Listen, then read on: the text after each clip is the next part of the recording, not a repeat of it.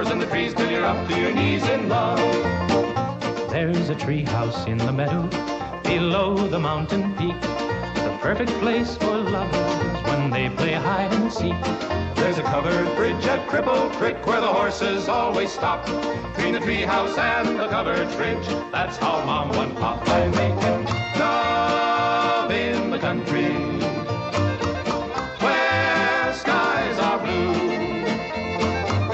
All you'll be dreaming of are the birds and the bees and the flowers and the trees till you're up to your knees in love. There are roses on the trellis and the scent of new mown hay. The clinging vine is jealous on the fence across the way. There's a great big yellow moon above and a breeze to sing a song. Between the roses and the yellow, a fella can't go wrong if he makes love in the country where skies are blue. All you'll be dreaming of are the birds and the bees and the flowers and the trees till you're up to your knees in love.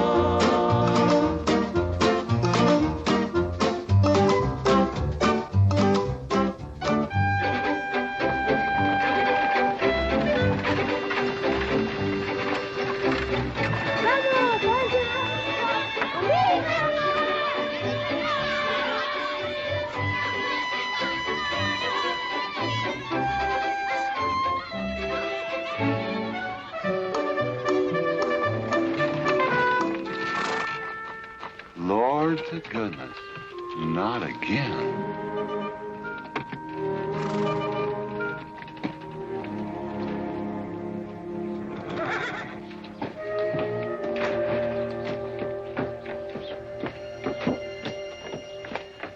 Howdy, Drago. Morning, Curly.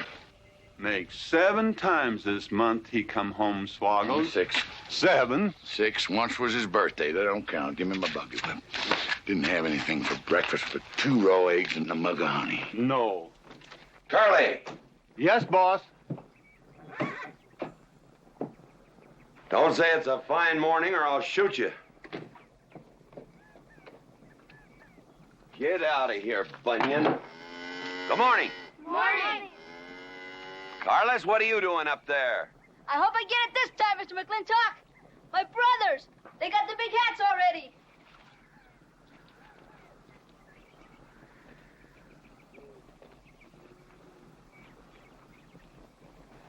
All right, let them have at it.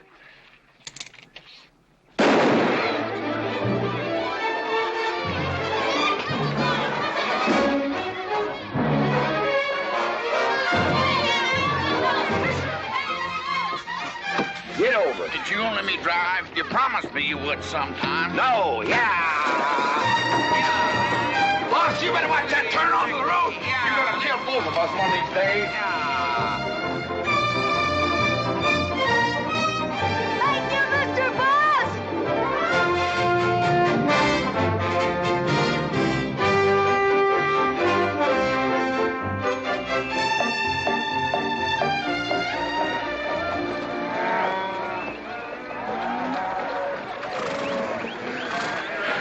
You got cattle in the back, boss.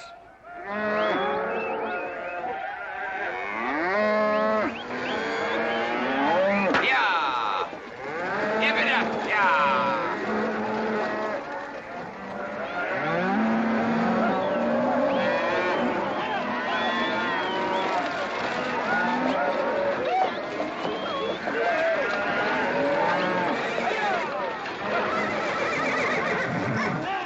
Keep 'em going. 15 cents a pound all the way to Kansas City. Yeah, yeah.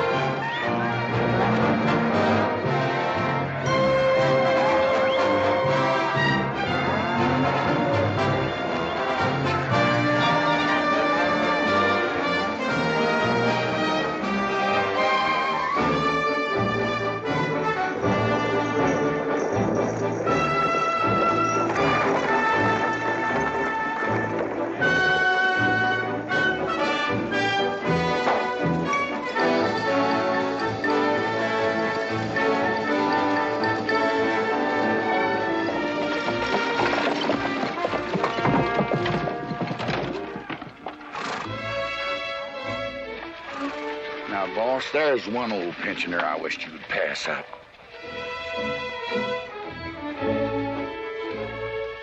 Bunny? Yeah. I knew where I'd seen his face before. He's an old timer. He's just been around town a couple of years. Oh, you have no milk of human kindness. Morning, Mr. McLintock. Morning, Bunny. Well, I can see you're in good health. Never felt better. Contrary to what you may hear. Me, my kidneys ain't what they used to be, and my liver's been leaving me bilious. Drago?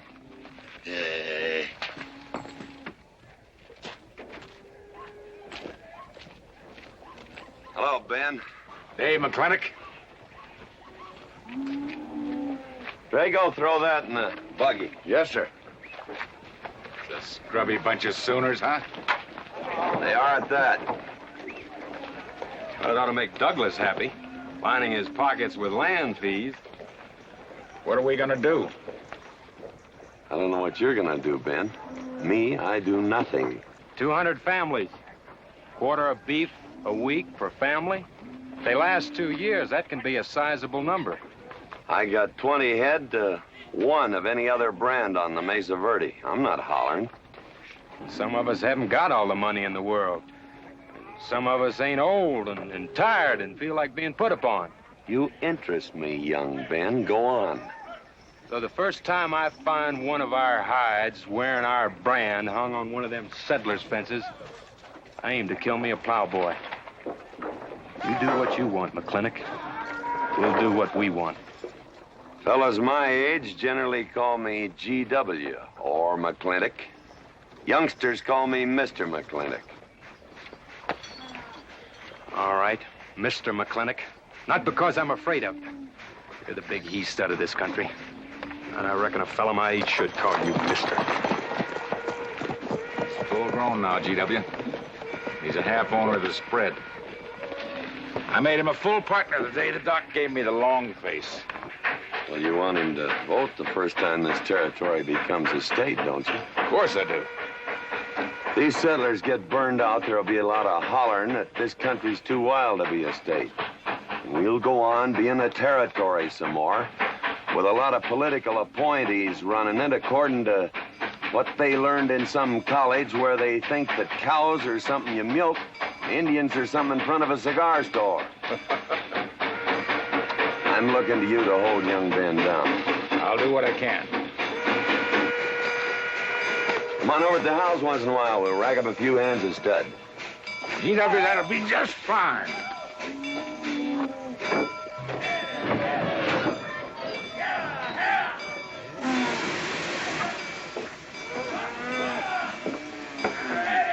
It's a nice morning, ain't it, boss? Everybody's entitled to their own opinion. Like that again, eh? Here's something that'll cheer you up. About 1,000 head. I figure they'll bring about 1,250. They're not as fat as I'd like to ship. They all off the North Range? Yes, sir. Settlers. Every one of them with a plow and a Bible. Not the slightest idea what the range is for. Drago! Drag out that hog leg. Yes, sir. Get me some attention. Yeah! People! People! People! People!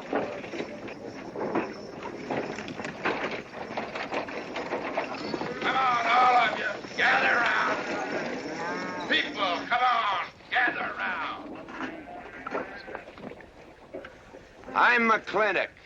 You people plan to homestead and farm the Mesa Verde. Yes, sir. The government give us each 160 acres. The government never gave anybody anything. Some years back, a lot like you came in. You had a pretty good first year, good summer, easy winter. But the next year, the last rain was in February. And by June, even the jackrabbits had sense enough to get off the mesa. Folks, do you know who that is? That's McLintock. George Washington McLintock. I told him that, Douglas. He controls the water rights on 200 square miles of range. You know that lumber you got? It came from his land. Cut by his loggers and milled in his mills. Douglas, I come close to killing you a couple of times when we were younger. Saddens me I didn't. Can you imagine a man who owns all that? Oh, and mines, too. I forgot to mention them. All that.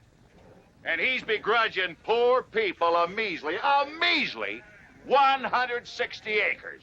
That right, Mr. McLintock? You begrudge us a little free land? There's no such thing as free land. If you make these homesteads go, you'll have earned every acre of it. But you just can't make them go on the Mesa Verde. God made that country for buffalo. Serves pretty well for cattle. But it hates the plow. And even the government should know that you can't farm 6,000 feet above sea level. Any trouble, Mr. McLintock? No trouble, Jeff.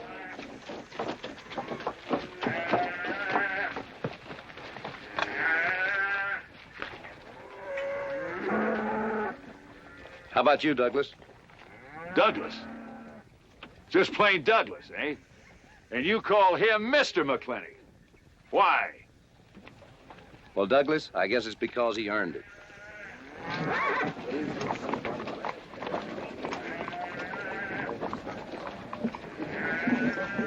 Mr. McLintock? Yeah?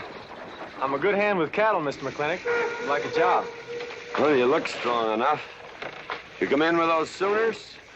Well, yes, sir, but we don't have a homestead. Can't use you.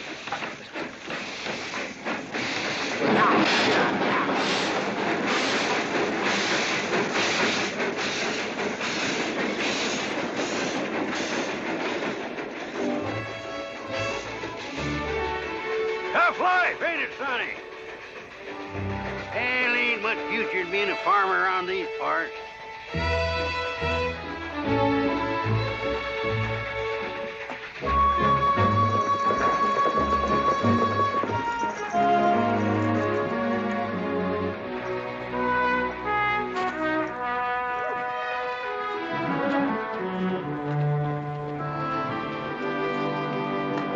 Ladies, this is the finest Chantilly lace available anywhere. Chantilly, Mr. Birnbaum. Well, believe me, it's the best. Oh, excuse me, please. Look around. Take your time. Drago, I got 1,000 Havana cigars and 12 of those hats for you over there. Them fair big hats ain't gonna last long the way some folks have been dipping into that red eye these days. Uh-oh. Good morning, GW. Good morning. I stole some stick candy. Please, help yourself. Come on in. Davy, you can forget about saddling up the horse. Come in here. Problem? Yes. Well, if I were blacks, I'd move Queen's Bishop to King 4. Yeah, you might be right. You know, just starting to work this out when the letter came. Letter? What happened? Don't you want it? Morning, Mr. McLintock. Morning, Davy. You being here saved me a trip. Oh, that hat and suit of clothes you picked out for my birthday? Well, instead of this cowboy hat, I'd like to have this one. If it's, all right with you, sir. Oh, it's all right with me, Davy. Of course, that looks like the kind of a hat a fella'd wear down Main Street to start a fight. Oh, I don't need a city hat for that. All I have to do is walk down the street and some wiseacre will call me an Indian, and just like that, the fight's on. Davy, the letter, it's for you. And you are an Indian. Yes, I know I'm an Indian. But I'm also the fastest runner in town. I've got a college education, and I'm the railroad telegrapher. But does anybody say, hello, college man, or hello, runner, or hello, telegrapher? No, not even hello, knothead. Davy. It's always, let the Indian do it. Will you go out in the store and help the ladies? All right. I'm also bookkeeper, part-time clerk. Always let the Indian do it. The lady brought that out here this morning, asked for it to be taken out to the home ranch for you. Handsome lady, kind of tall with red hair. Called me Mr. Birnbaum, just as if she'd never seen me before, and as if that veil that covered her face would keep me from recognizing her. I thought she was in New York or Europe or someplace. So did I. Jake, you better throw on a couple extra cases of the boss's favorite bourbon. That stuff sure gets used up fast out at our place. Which reminds me, you better start tapering off. Katherine's in town. Katie?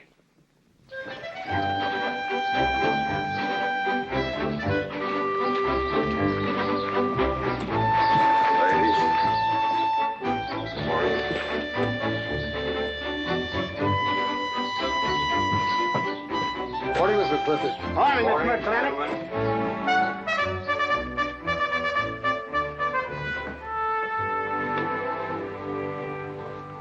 Good morning. Hello, morning, Mac. Darling. Pomeroy. Morning, GW. What are you doing in here? Why aren't you out at the desk? Helping out the bartender. Yeah, I see a busy day. Give me the key to room 17. What? 17, and don't advertise it. Here they come, Mr. McLintock.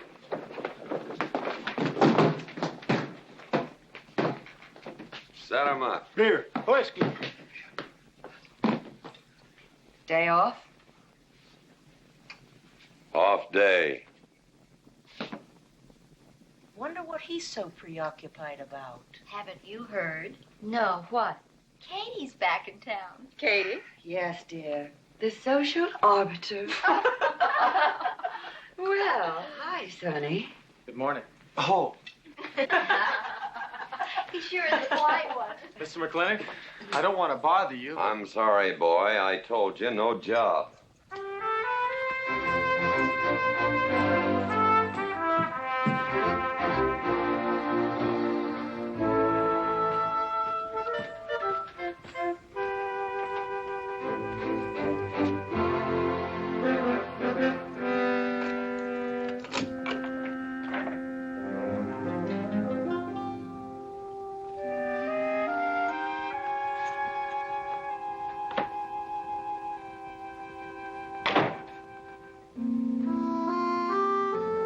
Katherine.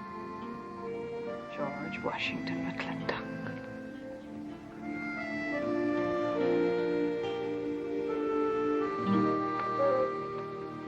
I thought you'd want this.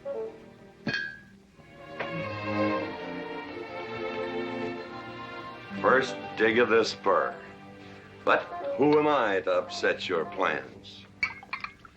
But you feel kind of silly. I never feel silly. It's because you have no sense of humor. Why couldn't we sit down in the hotel dining room and talk about whatever it is you want to talk about? Or why couldn't you just come over to the house? And have everybody know that we're meeting. Everybody knows, and what's the difference? We're married. That is something I should like to change.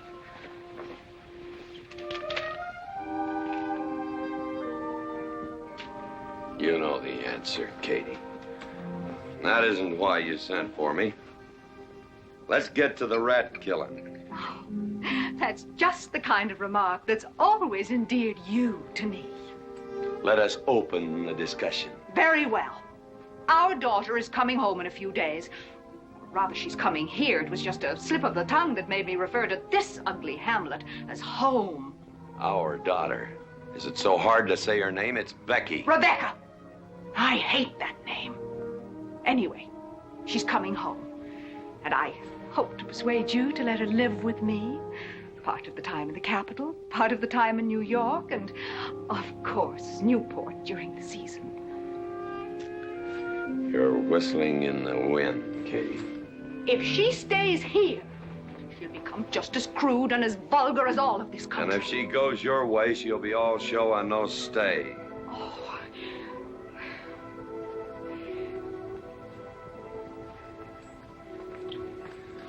No go, Kate. I hate you. Oh, how I hate you. Half the people in the world are women. Why does it have to be you that stirs me? Animal. That's the story. I saw your picture in the paper at the governor's ball. You were dancing with the governor. But at least he's a gentleman. I doubt that. You have to be a man first before you're a gentleman. He misses on both counts.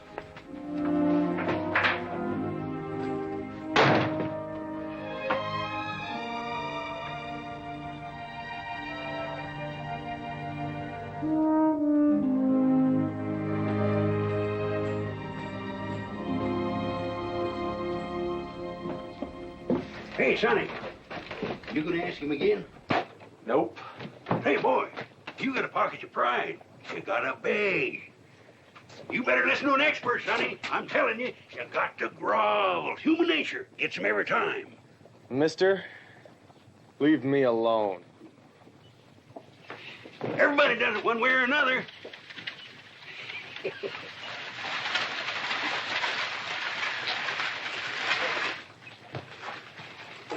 About that job, Mr. McLintock.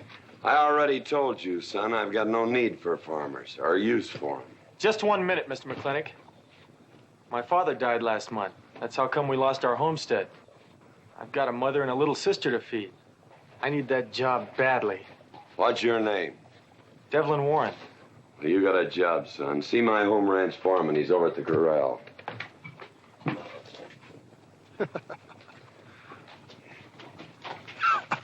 Step down off of that carriage, mister.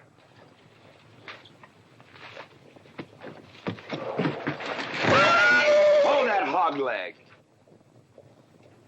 I've been punched many a time in my life, but never for hiring anybody.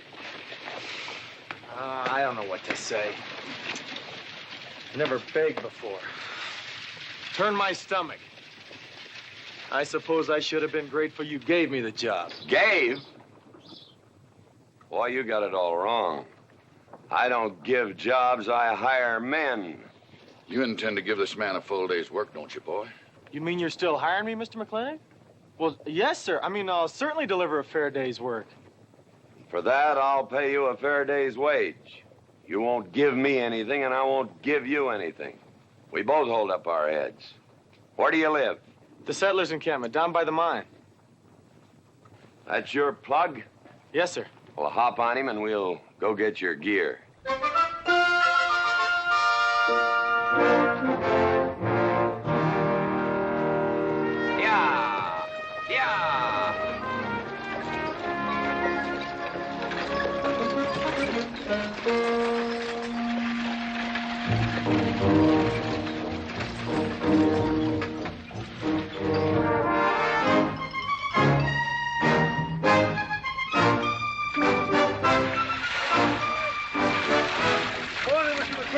Morning, Mr. Poor Boy.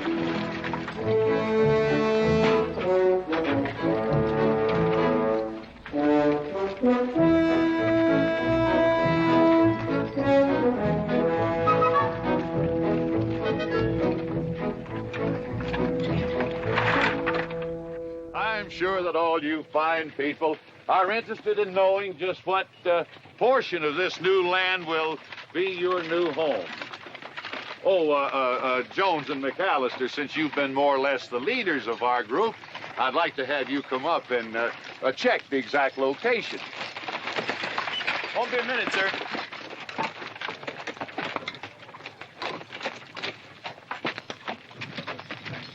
Go after that boy and give him $30. Tell him McLintock pays these riders a month in advance. From the looks of things, they could sure use it, too. Oh, Mom? It's Mr. Drago. More. Well, and what do we owe this visit from the cattle baron? I've got a touch of hangover, bureaucrat. Don't push me. Oh, Batjac!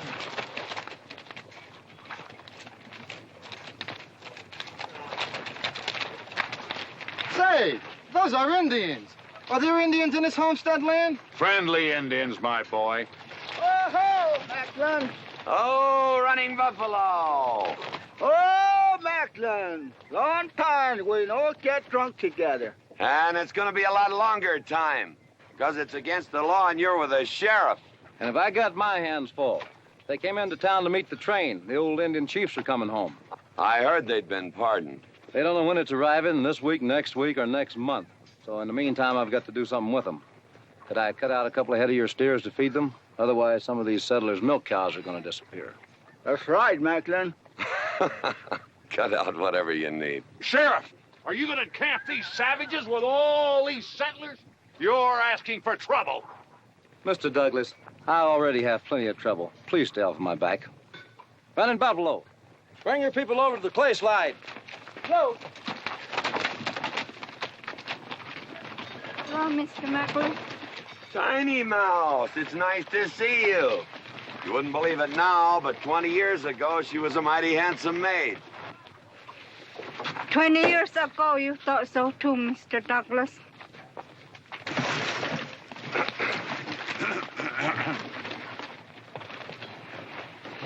It was just like this. I had a dead beat on old running buffalo, and my sharp 50 caliber misfired. That was back in that trouble in the 40s. Remember? I remember. Hey, you want to tell you something come directly from heaven? No.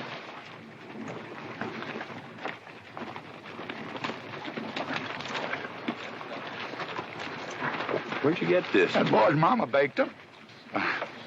You thinking the same thing I am? She's a widow woman, boss, and she's got a long, hard road home. Hire her.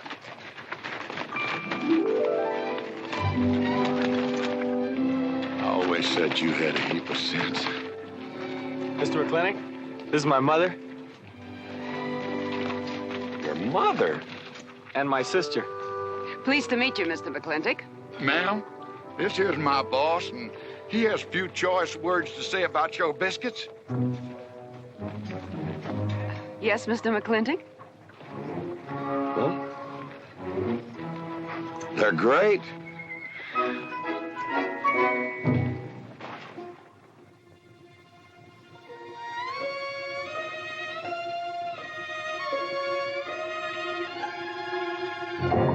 Well, you old Cantonese reprobate, how about it?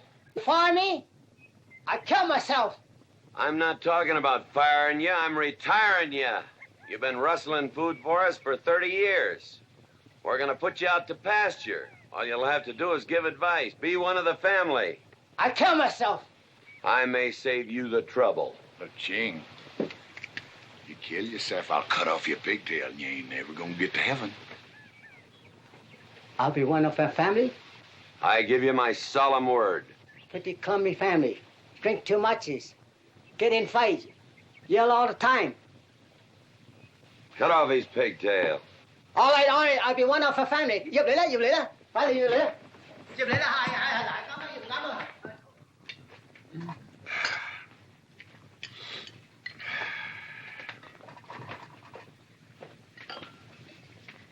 I hope everything is satisfactory.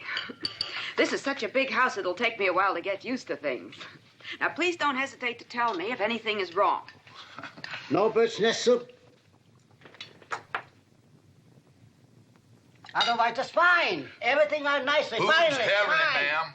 Best apple pie I ever had. Curly's right, ma'am. Hated to leave that last bite. Shall we celebrate with a drink? Carlos, come in and help me with the dish. Alice, you want to help too? Yes, Jacob. All right, pitch in. Now, I'll wash and you kids can dry. Is that good here?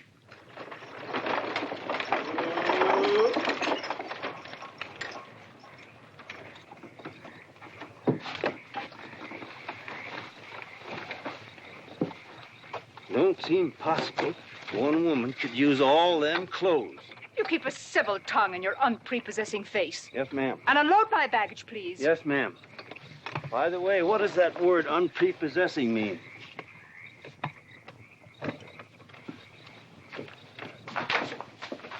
Miss McLintock. Oh, hello, Carlos. Run and help the driver with my luggage. I couldn't trust anyone else in this house to do anything correctly. Luggage? Give him a hand, Curly. Yes, boss. Mr. McLintock? Are you moving back in? Yes, but nothing has changed except my place of residence. And I'd be willing to put up with savages rather than be denied the company of my daughter. And I'm proving that by moving in here. Mr. McLintock, since it's my first day, would you excuse me if I, Go ahead. Oh, Katherine, this is Dev Warren. He joined the outfit today. Please, ma'am. Thank you. Well, how refreshing. A polite young man here. Where did he come from? He's a farmer. A farmer? Well, I'll be doggone. Kate, welcome home. What on earth are you doing in that idiotic-looking outfit? And don't you dare call me Kate. That's my butling suit. I'm butling for the boss. And I'm sorry, Katherine. That Kate kind of slipped out from the times I remembered you as being nice people. Oh. Are you going to stand there with that stupid look on your face while the hired help insults your wife? He's just ignorant. He doesn't know any better than to tell the truth. And I can't help this stupid look. I started acquiring it as you gained in social prominence. Mrs. McLintock, where do you want I should... What? Put him in the master bedroom. Yes. But move Mr. McLintock's things into another room. Oh, the one back of the stairs would be best so that he can't wake up the entire household when he comes home every night. Just before daybreak. Yes, ma'am. Oh, excuse me. Here's your cigars, Mr. McLintock. I am Mrs. McLintock. Katherine, this is the cook. This is the lady does the cooking for us. Mrs. Warren, Mrs. McLintock. How do you do? Very pleased to meet you, Mrs. McLintock. Very pleased. Likewise. You see, I just came to work here today, and I guess I jumped to the conclusion that this was a bachelor's household. It is, and then again it isn't. I will explain so everything will be quite clear, Mrs. Wallace. Mrs. Warren. Mrs. Warren. It has been a bachelor's household for quite some time. And it will be again, just as soon as I am out of here, which will be as quickly as I can make arrangements to take my daughter back east with me. You see, she's coming home from school in a few days, and then we'll be off together, and you can return to conducting yourself as you consider proper in a bachelor's household. Katie! Shut up! Until then, I am mistress in this house, and I will give the orders. I want my breakfast served in bed. Let her. Ain't you gonna say nothing, boss? Breakfast in bed. No. 1 poached egg, tea, toast. Oh, GW. As soon as my things are put away, I want to talk to you about Rebecca. Yes, Mrs. McLintock. Indeed, Mrs. McLintock. Of course, Mrs. McLintock. The toast, lightly browned and unbuttered. Of course, ma'am. Wait a minute now, boss. Where do you think you're going? I just remembered I got a date. But she said she wanted to have a talk with you. I heard.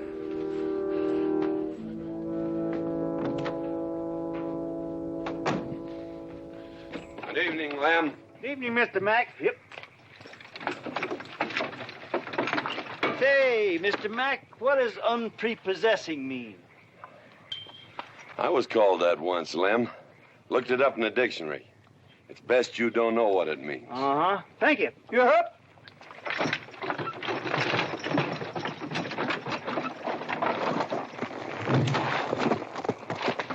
Hey! What am I gonna tell her when she asks where you went? When in doubt, tell the truth. She wouldn't expect that from you anyway. Where's Mr. McLintock going? There he goes, burning his last bridge. You see a yellow streak about a foot wide running up down his backbone. Well, Mr. McLintock? He ain't afraid of nothing. I once thought that.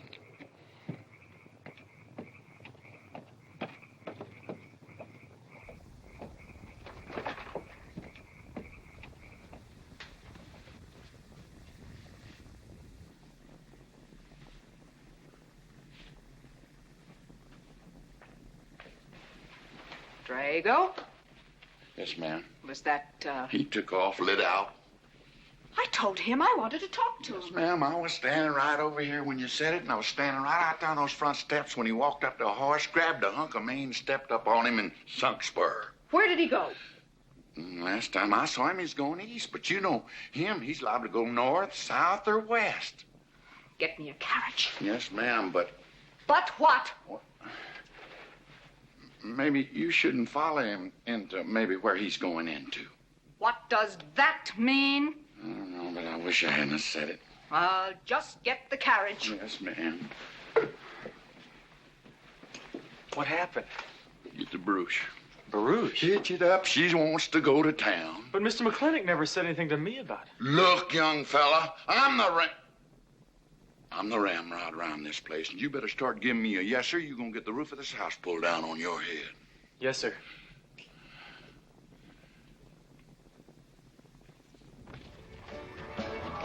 Hello, Davy. Hi, Mr. McLintock. New broom, eh? Big please. Hello, Bunny. How is everything? Oh, fine, Mr. McLintock. I'll get you next time.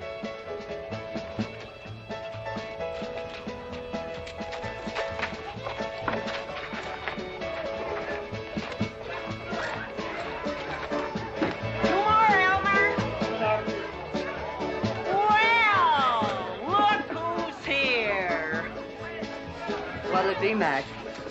Same as usual? Ladies. Evening, GW.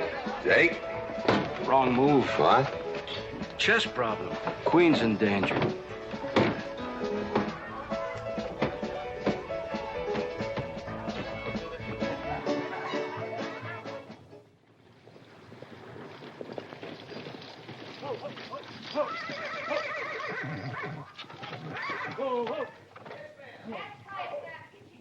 I suppose you can do that.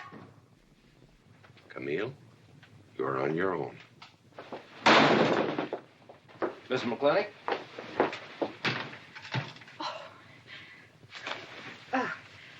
I'm Camille.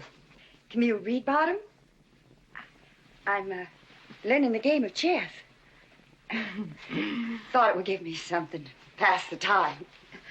See, I have nothing to do all day long, and I just remembered something.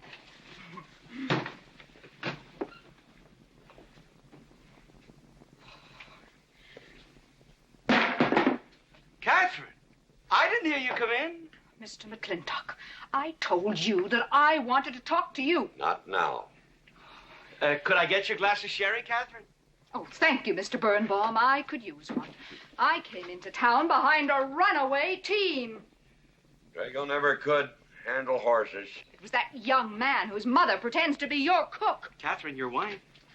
Oh, thank you, Mr. Birnbaum.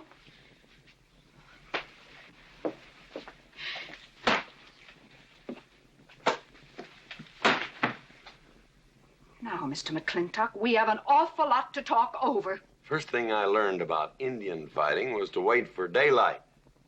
What has our conversation got to do with Indian fighting? Indian fighting is good experience for our kind of conversations. Oh. It'll wait, Katherine. Evening, Sheriff. Mr. McLintock, we had quite a ride out here. Oh, I finally got that team settled down. It's your move. No, it's your move. I just castled. Oh. Now, look here. You're not going to sit here all night long and play chess when the matter of our daughter remains unsettled. I am going to remain here and play chess, and the matter of our daughter is settled. She stays. Oh, such stubbornness. Katherine, your hair. Oh, it is a mess after that awful ride. No. It's just that I haven't seen you for a long time. And it seems to me the last time I saw you, your hair was a little darker, no?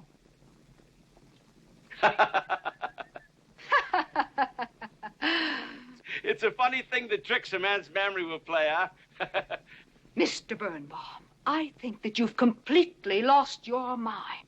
You have done something to your hair. I have not. If I had, it'd be none of your business. I'm certainly not going to put myself in the place of those blondine trollops that you seem to prefer. Take it. Huh? Oh. Fill it. Oh.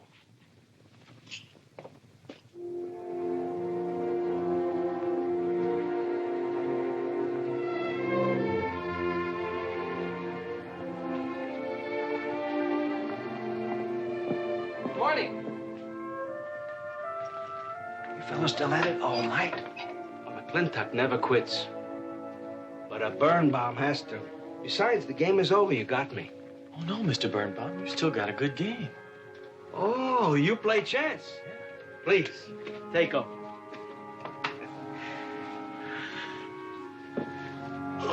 Pretty good. Fair. Well, looks like I won't have to come into town always to get a game. Remember, I'm a bad loser. It's your move. Yes, sir.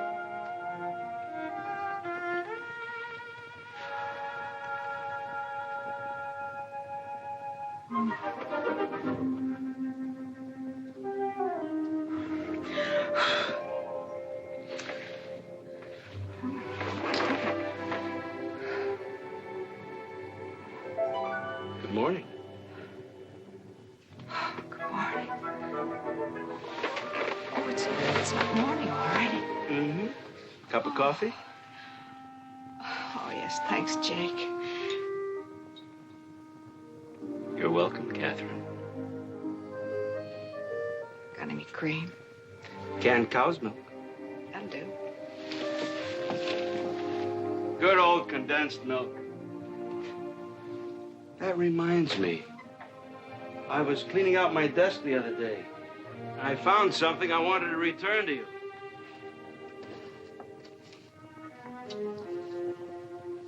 Here it is.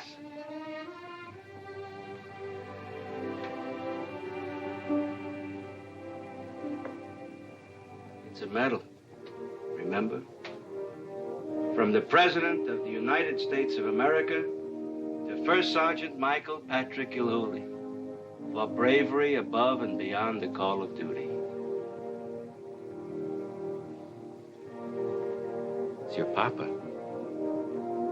Reminds me of the first time I ever saw you. It was over 17 years ago.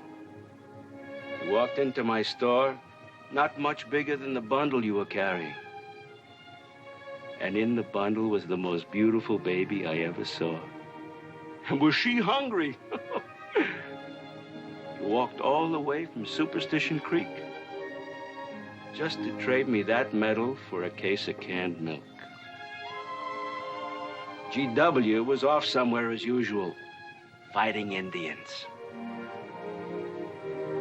Sheriff! Sheriff Lord! Well, have you seen the sheriff? Kind of early for him. To try his house? Why didn't I think of that? Looks like Birnbaum's is open. Maybe somebody in here knows. So there you are, Sheriff. I told you you were headed for trouble. Trouble? I want to know by whose authority you let those Indians stay in town. Those savages are wards of the government, and I am the representative of I that told Sheriff Lord that he could put him up down by the clay side. Because the town's named after him, he thinks he owns it. Well, you check the books in the recorder's office, and you'll find I do own a fair piece of it. Agard, if you knew anything about Indians, you'd know that they're doing their level best to put up with our so-called benevolent patronage, in spite of the nincompoops that have been put in charge of it. Those Indians need my permission to leave the reservation. Those chiefs have been giving orders all their lives. It's pretty hard for them to understand that they have to hold up their hand like a schoolboy in a classroom. The law is very clear. I told you you'd get no satisfaction from these people. But we'll get the girl back. Girl? The girl the Indians kidnapped. But don't worry. I armed the settlers and set them to rounding up those red devils. What is this about a girl? Millie Jones, one of the settlers' daughters. The Indians kidnapped her. That's ridiculous. And you turned loose a lot of farmers with shotguns? I certainly did. You're insane. Let's go, Sheriff. Mr. Douglas. Oh, Miss McLintock. Much as I hate to agree with GW about anything, you haven't changed a bit. You're still an hysterical fool.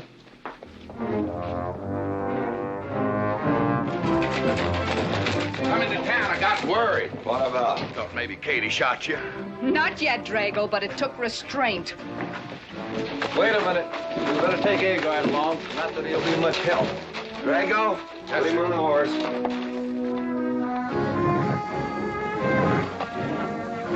Just a minute. Well, I'll drive. Yes, sir. Agard, what are you doing? Agard, this is serious. Stay with him, Agard. Stay with him. Agar, will you stop showing off and getting this buggy? Mercy. Mercy. That horse is a little green.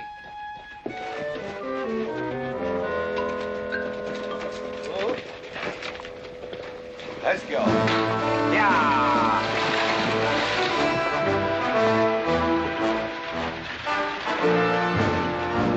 Just where do you think you're going? Don't use that range, boss. Tone of voice with me.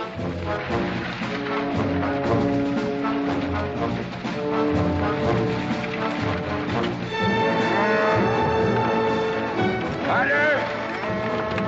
We're headed for Mr. Poor Boy's mine. Mount up some riders.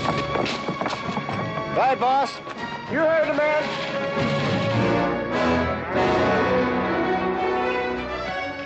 I don't like it, Mr. McLintock. I don't like it one bit. What don't you like? They're planning to hang an Indian.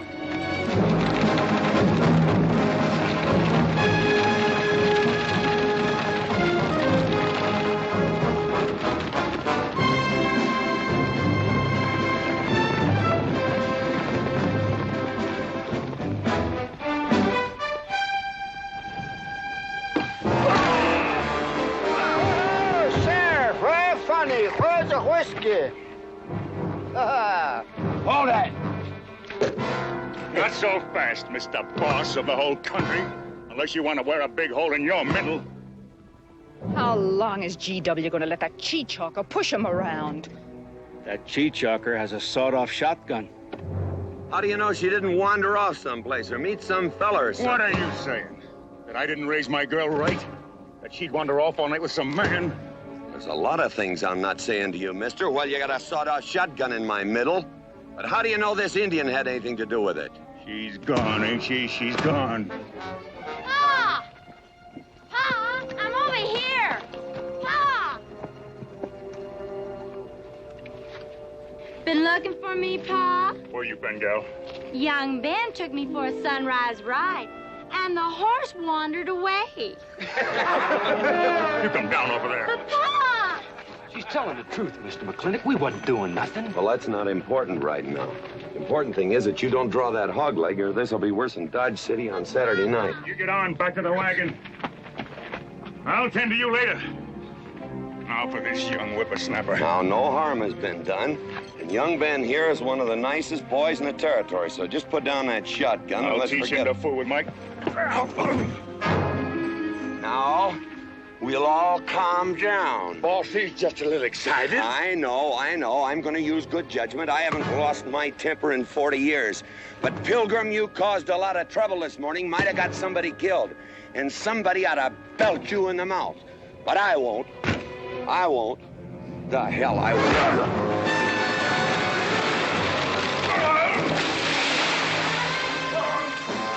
McLintock Rider!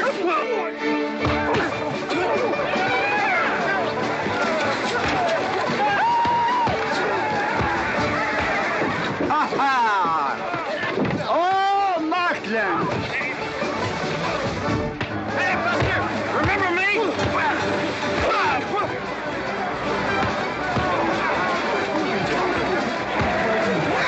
Hello, sir.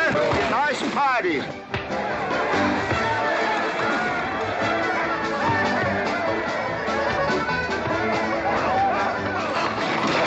Do you think you ought to? I ought to what?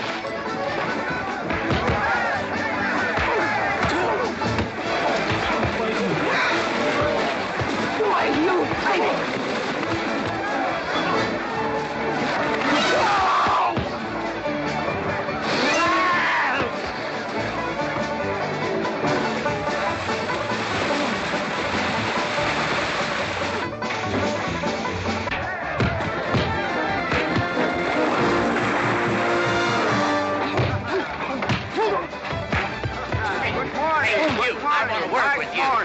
Just a minute.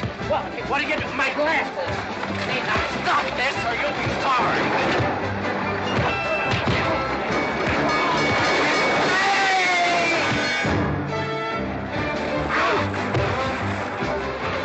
Stay out of this, Jake. It's everybody's war!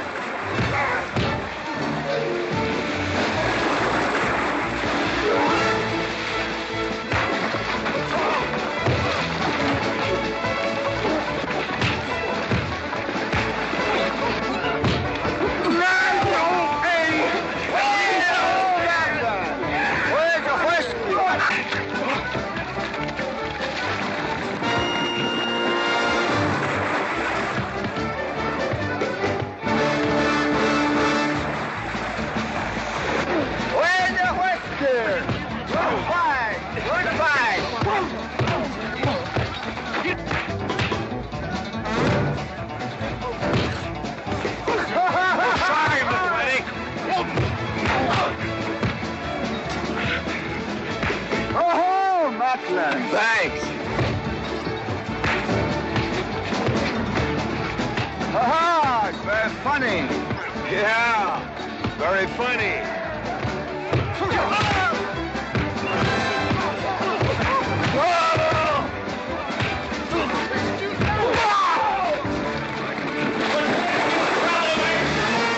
Guys, Mr. Douglas, I'm sorry.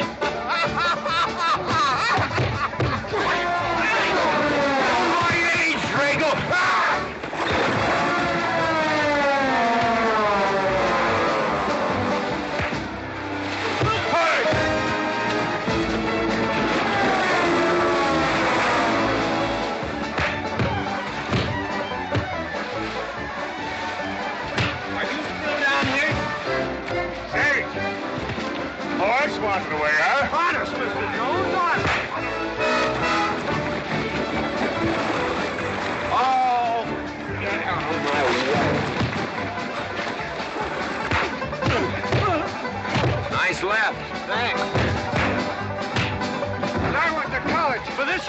college. You're not getting me down there.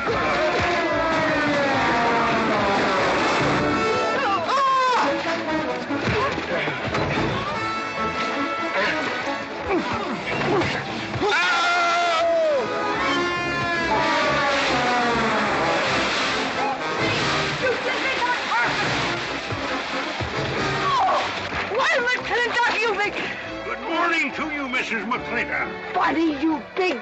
Yowie!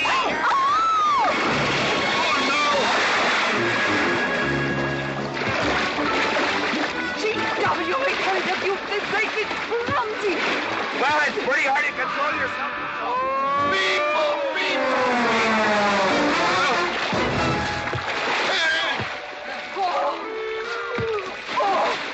Oh, McLaglen! Oh, McLaglen! What party? No whiskey. We go home.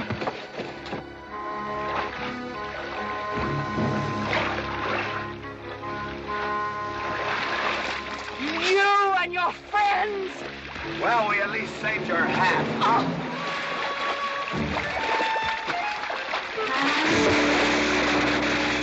Where is everybody? Oh, for heaven's sakes.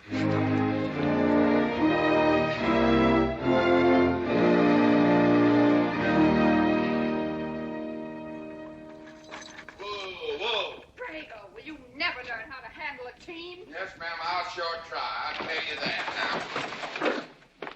now. Try me family. You want to lose your pigtail? I lose face. Lousy lot of tips. You want to lose more than that. Kate, Yes? we could be a big help to one another. Like what, may I ask? Well, we could wash the mud off of each other. We used to have quite good times doing that sort of thing. There are a lot of things we used to do. Good night, Mr. McLintock.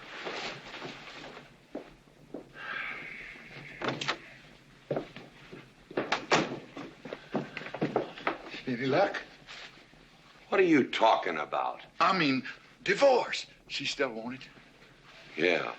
You know something? Women are funny. She fought like a wildcat on your side out there this afternoon. Come home, she slams the door in your face.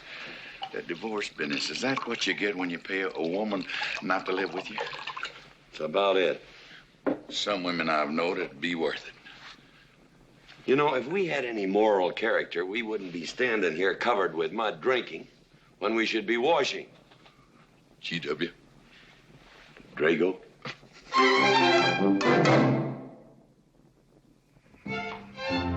Miss Warren, these biscuits.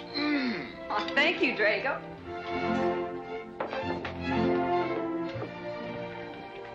Good morning, Mrs. Warren. Good morning, Mr. McLintock. Breakfast for the boss?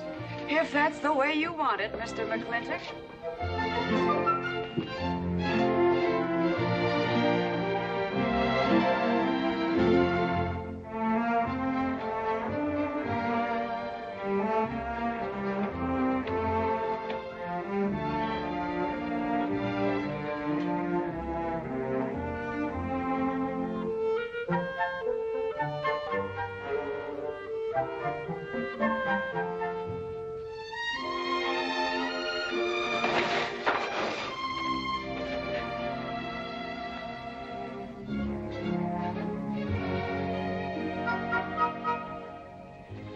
One poached egg, tea, toast, lightly browned, and Why, Mrs. McLintock, you have a black eye. I do. Ooh.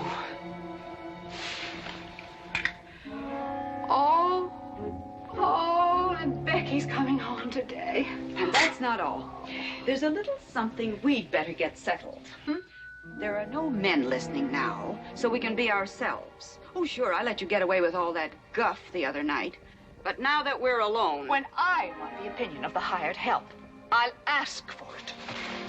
You know, you could wind up with 2 black eyes. What? Oh, I realize you had to put on that big act. We always have to just before we get ready to forgive them.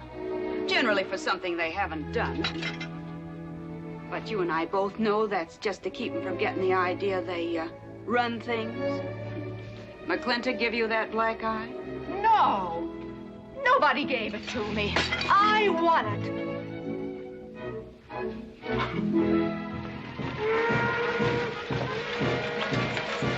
Morning, Davy. Morning, Mrs. Beach. Mr. Beach.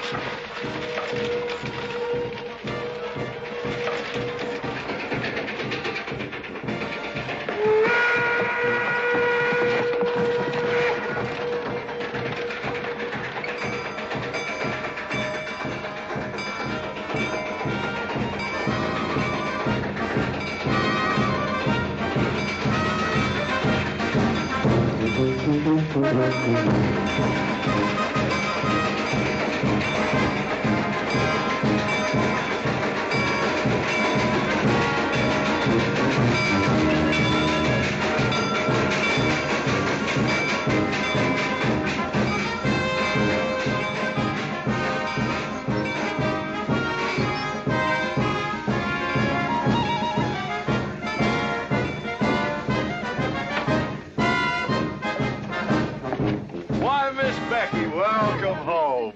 Hi, Dad. My boy! Good to see you again. Daddy! Well, Daddy! It's been 2 long years. I guess I'm gonna have to stop calling you Tomboy. Oh, Becky.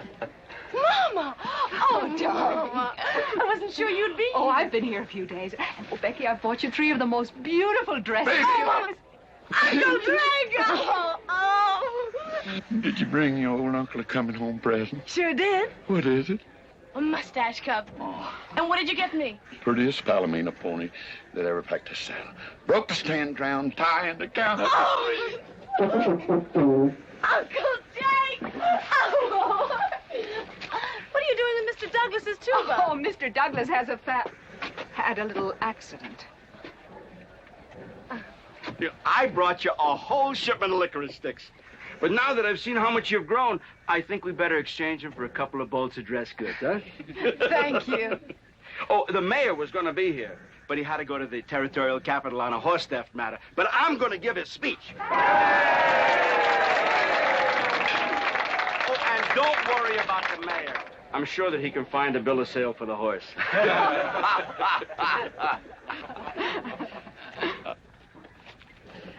Ladies and gentlemen, we are here to welcome the fairest... What am I doing? We are here to welcome back the prettiest girl that was ever born in McLintock, or in any part of the territory.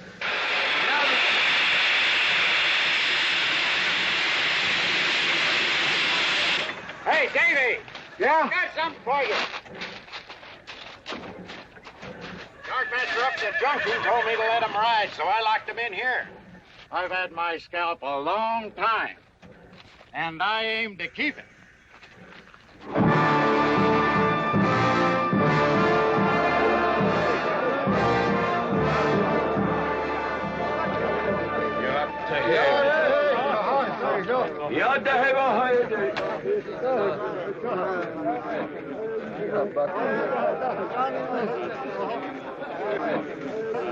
And now she's come back to us.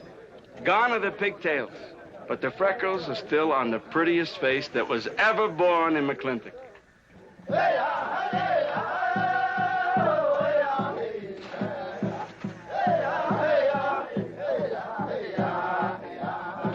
Hey, that's Puma. And it's true. The government did turn them loose. Good old Puma. I'll never forget when he brought G.W. home.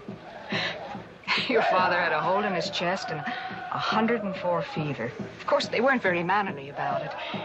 He came past the house at a high lope and threw him on the doorstep. And you do remember them good old days, don't you, Katie? Katherine.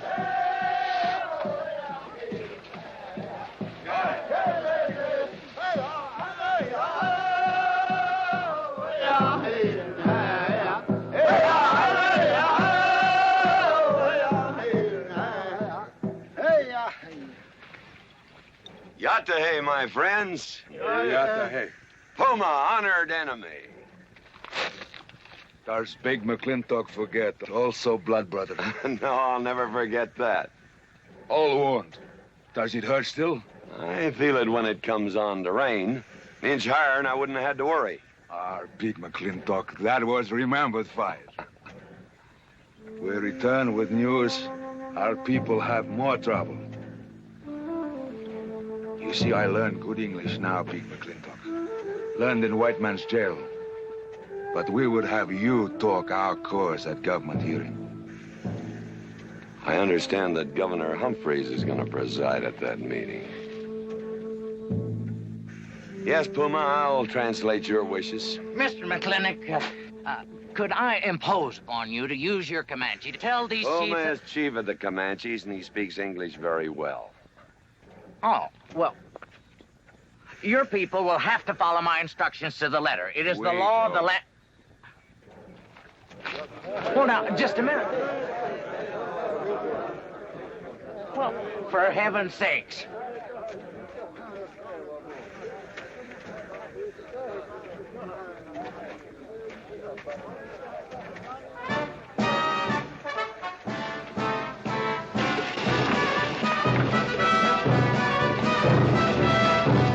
You wait here, honey. I'll get the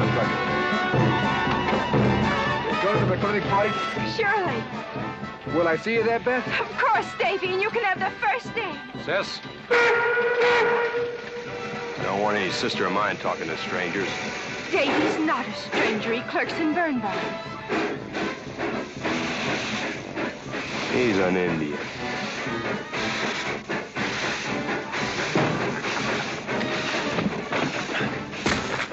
Darn you, Drago! Now look what you've done.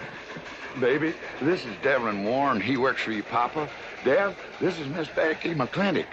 Those are my things. Yes, ma'am. Oh, I don't own you anywhere, Miss Becky. What do you mean? Oh, I mean, you look so much like your mother. Well, even prettier. Oh, Mr. Warren. Mother's much prettier than I am. Many a fight started with words like that. Come on, get in the buggy. Hello, Ching. We got jelly pie for dinner. Oh. I'm not cooking. No, he's not. Junior!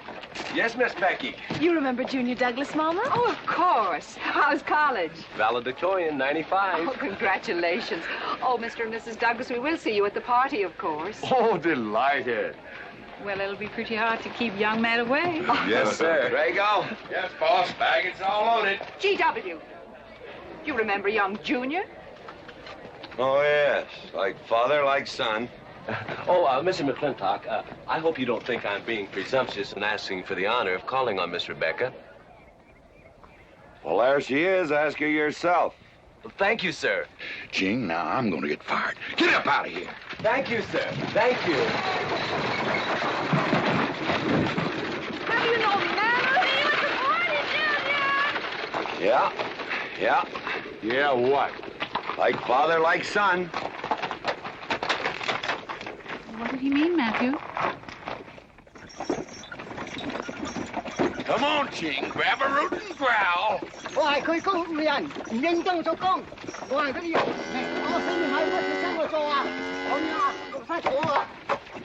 you're doing a good job, Miss McLintock. Thank you, Miss Flora. Deb, when you're finished there, go over and help Drago with the beer cakes. Yes, Mom. Deb, could you come and help me a minute?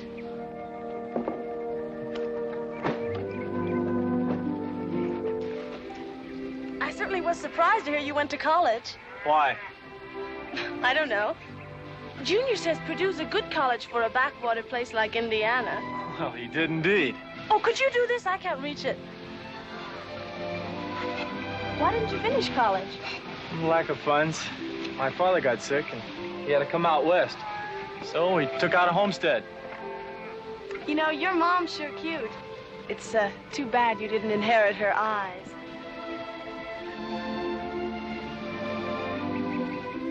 Well, you'd been lucky if you'd inherited a few things from your father. Oh, really? For instance? It was common sense, for instance. Common sense? Yeah. You don't see him being fooled by some dude like Junior Douglas. Junior's not a dude. He's nifty. This needs a woman's touch. And besides, he got a letter at college. What sport? Glee club. Very strenuous. Don't you dare hug me! Oh! I have no intention of hugging you.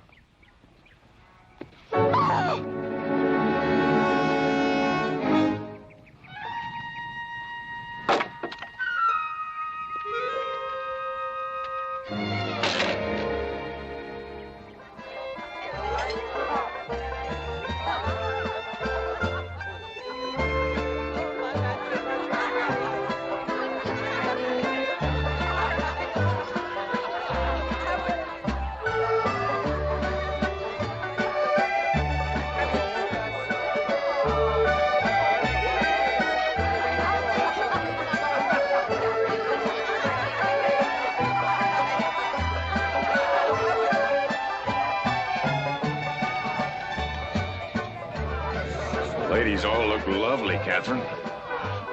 You know, this is a real fine party. Oh, thank you, Ben. Of course, we had to invite everybody.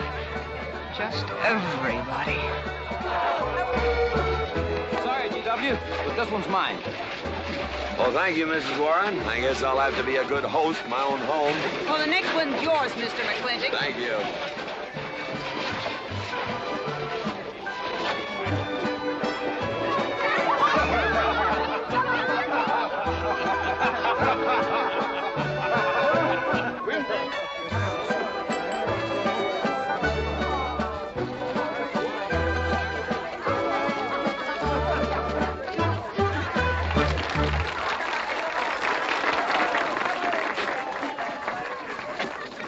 Drago, go and do what I told you to do. Oh, Katie.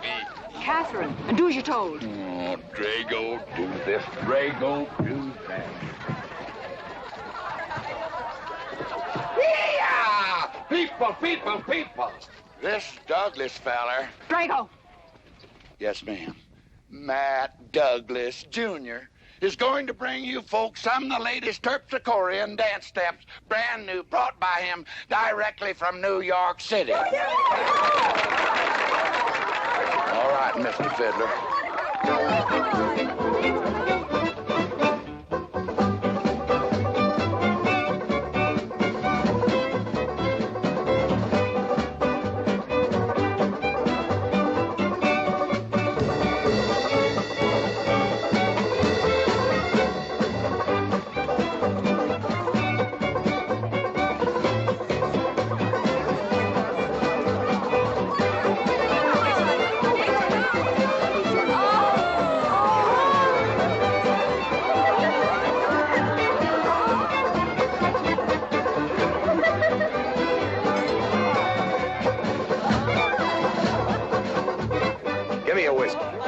Williams, I'm Bolo. What? Just turn a 10-gallon party, boss. We're running out of whiskey. Well, I can take care of that, Shake.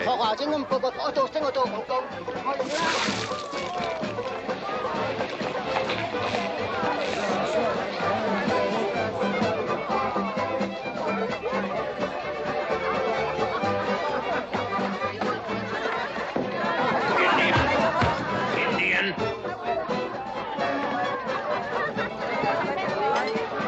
And you still got any ideas about asking my sister to dance? Get up and we can do this all over again. Yes! That's enough. You fought it. It's all over. Quit butting in, Birnbaum. He's a hired man, not your son. Look, you fought him fair and square. I don't think it was so fair and square. Well, you want to take up where he left off? If I did, you wouldn't find it so easy.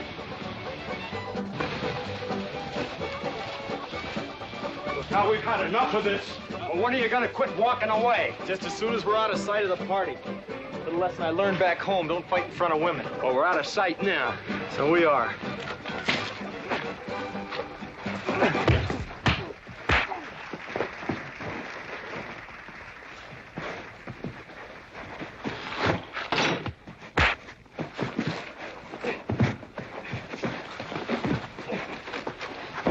Such vulgarity. Someone should do something about it. You're right. Absolutely right.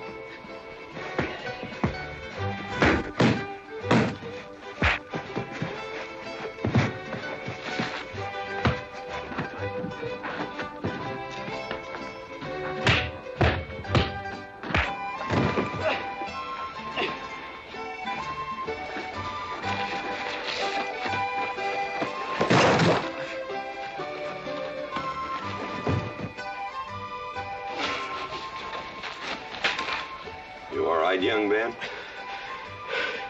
I'm all right, Mr. McLintock. Pretty fancy fighting for a country boy. 2 years at Purdue, Mr. McLintock, on the boxing team.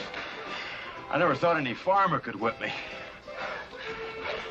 You sure did. Better get him cleaned up. Get him some water, Jake. Yep.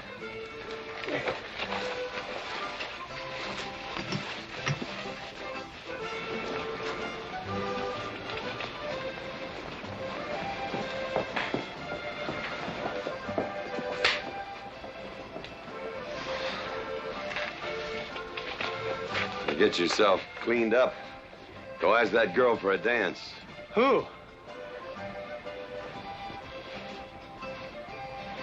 Oh! Did I miss one? Where is he? I'll find him, that young whippersnapper. Trouble. Where is that farmer boy? Where is he? Where is he, G.W.? Oh, so you're the young farmer boy that whipped my nephew. Well, I'm Fauntleroy Sage, young Ben's uncle. Well, I'm no farmer, but if you're young Ben's uncle, yes, I whipped him. And you're intruding. What's intruding mean? Butting in. Oh, so he's insulting me. Well, then I got another reason for walloping him. Besides, on account of him thrashing my nephew, young Ben. Fauntleroy, you can't get mixed up in these youngsters' quarrel. Family honor. I can't have said a farmer whipped a sage. You're twice his size. Don't let that bother you, Mr. McLintock. Mr. Fauntleroy insists. I'll just have to teach him the same lesson.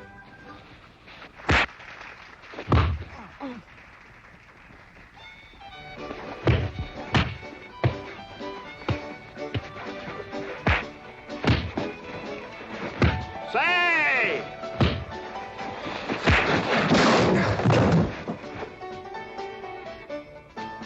Sorry, young feller. Hate to have to do that, young fella. No hard feelings. Not yet. Not yet what? I mean, that isn't all. Now, wait a minute. Fauntleroy, we're gonna make this a fair fight. Of course we are. Of course we are, G.W. There'll be none of this. I wouldn't do that, G.W. You wouldn't do... No, I wouldn't do that. And Dev, I don't want you kicking Fauntleroy in the knee. He didn't do no such thing. And none of this nose twisting. He's all yours.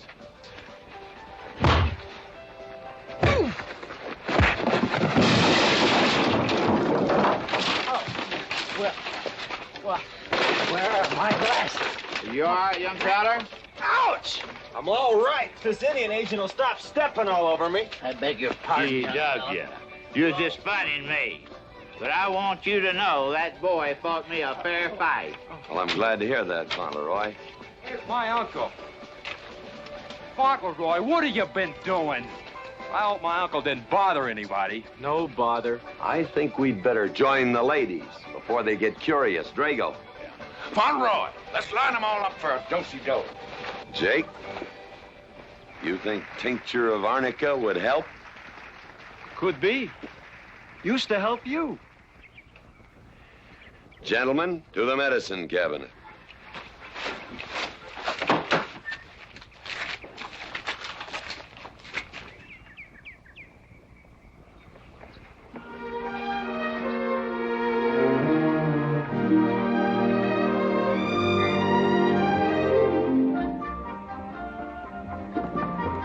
Good morning, Drago. Morning, baby. You seen Daddy? Took over early this morning with a scattergun over his arm. Went hunting.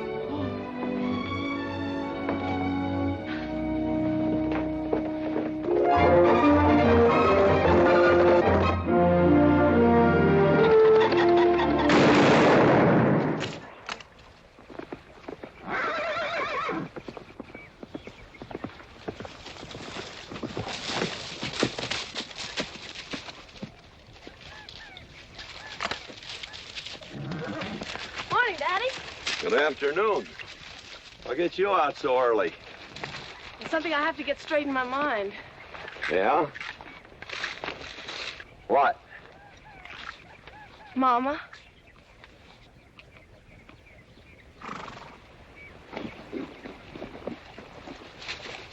Why'd you and Mama stop living together, Daddy? Why'd you separate? Aren't you going to answer me? No, It's sort of my business, I think. I don't. Is it another woman? Usually is. At your age, you always know what's usual. Is it Mrs. Warren? Becky, I don't want to start laying the law down your first day back home. But I'll have no more such talk. First time I ever saw Mrs. Warren was last week. She has a job here at which she's very good. And I hope you'll have the good manners to not pry into other people's business. Your mother's and mine. Pretty good shot, Daddy. Oh, I can understand your trouble. Mama's often so petulant. Petulant? You learned a lot of words back east, Becky. Wish to God they'd have taught you some meanings. You were only about 6 months old when your mother stayed alone with you in a sod hut under 8 foot of snow, while I moved the herd 300 miles south to try and save it. Saved about half of it. You were a little more than a year old at the time of the great Comanche raids. We stood off 500 Plains Indians for 9 days. Petulant, Becky? I think you better go on home.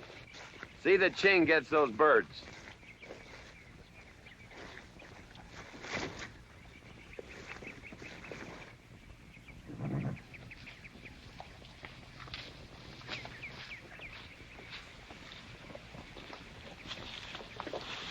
Becky,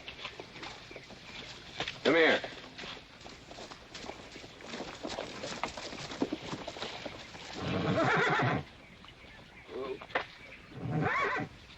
There's something I ought to tell you. Guess now's as good a time as any. You're gonna have every young buck west of the Missouri around here trying to marry you. Mostly because you're a handsome filly. But partly because I own everything in this country from here to there. They'll think you're gonna inherit it. Well, you're not. You're gonna leave most of it to the nation, really. For a park where no lumberman will cut down all the trees for houses with leaky roofs.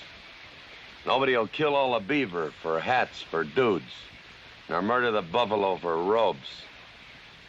What I'm going to give you is a 500-cow spread on the upper Green River.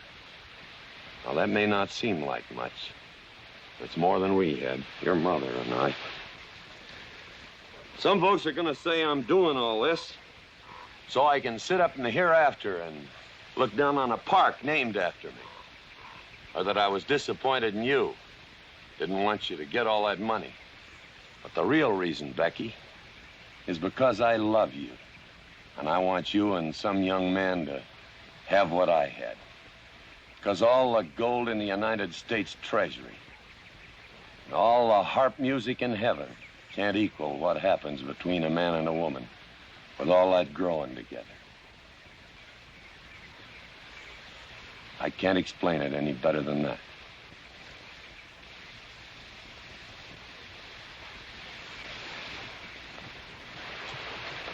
All right, Daddy. Becky.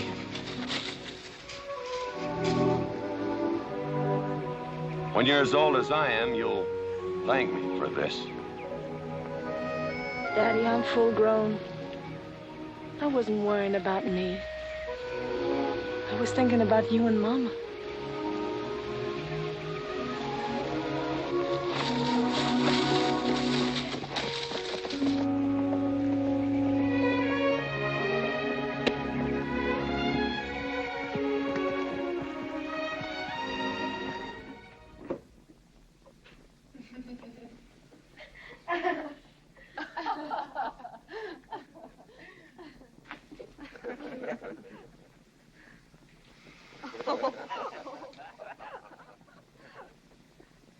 Oh.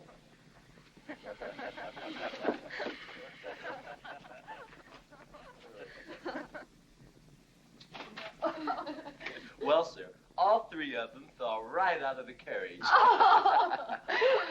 Well, it's getting rather late, Becky. It's bedtime. Oh, Mother. He brought this. He must have intended to use it. Oh, well. Sing us a song. Well, if you really want me to. Gosh, I haven't played in You quite know just right for me. Sure. It's the rage now. Oh. Oh. Dev, what are you doing? Oh. I just thought I'd get another cigar. Well, you've got one in your mouth and two burning in the tray. Not move. Fellas want me to play all the time. You're cuter than a baby steer, and softer than a mouse's ear. I want the whole wide world to hear. You're just right for me. You're sweeter than... Oh, no, not that rhythm, Junior. Do it the way they do at the plaza. I know the words. Sure, Becky. Will you sing with me? Of course. All right. I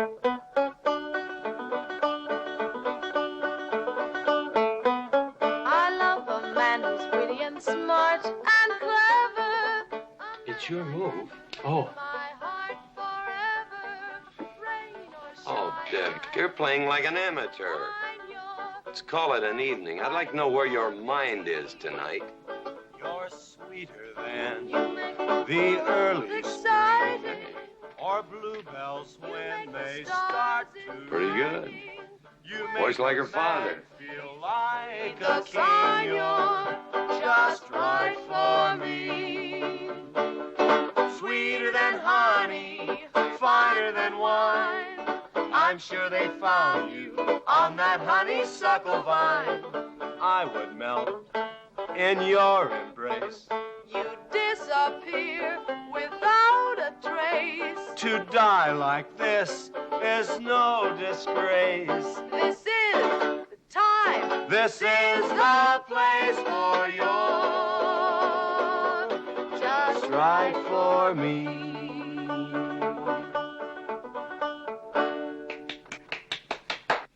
Well, that's so good, I kind of hate to break this up. But if we're going to have that Indian hearing tomorrow morning... Sir, about our conversation earlier this evening, I believe I'd better apologize. Yeah?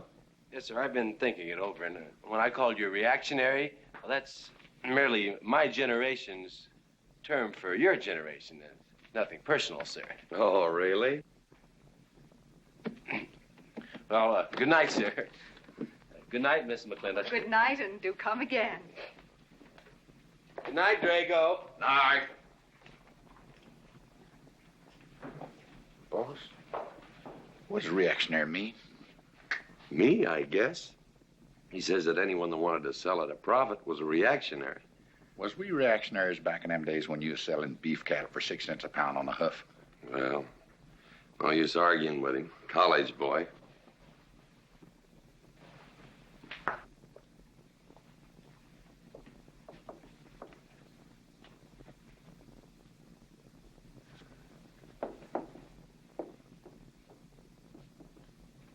Devlin Warren, if you was my kind of man, you wouldn't let some dude walk off with the prettiest girl west of Denver without putting up some kind of fight. Does it show? Well, what can I do? I'm just one of her father's employees. I'm just a hired hand around here. Every so often, Dev, you spill the strangest ideas. Everybody works for somebody. Me, I work for everybody in these United States that steps into a butcher's shop for a T-bone steak. And you work for me. There's not much difference. Daddy, the most terrible thing just happened. Junior's horse ran away. The one he rented at the livery stable. Tied up a rented horse by the reins. He's probably back in the stall by now. I think we could get Junior something that he can ride. What I'd rather do, Daddy, is drive Junior home in our barouche.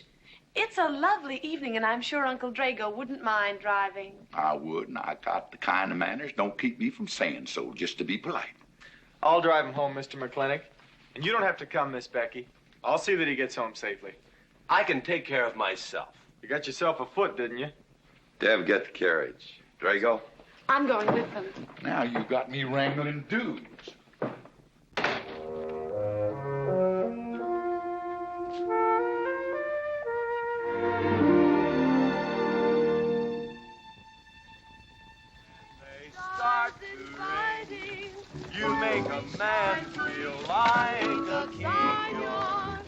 just right for me. Miss Becky, somebody better help me watch the road.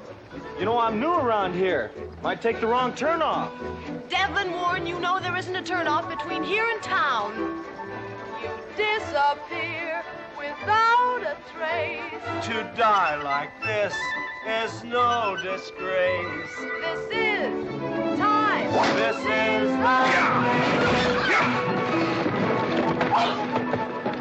Devlin Warren, what are you trying to do? Kill us?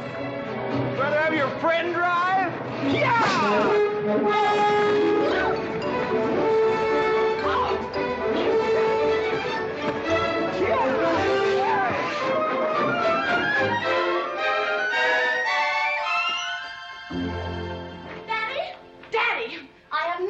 Humiliated my entire life. I said what I said, and I'll stand by it to the death. Shoot him, Daddy. Shoot him at once. Why? My honor is at stake.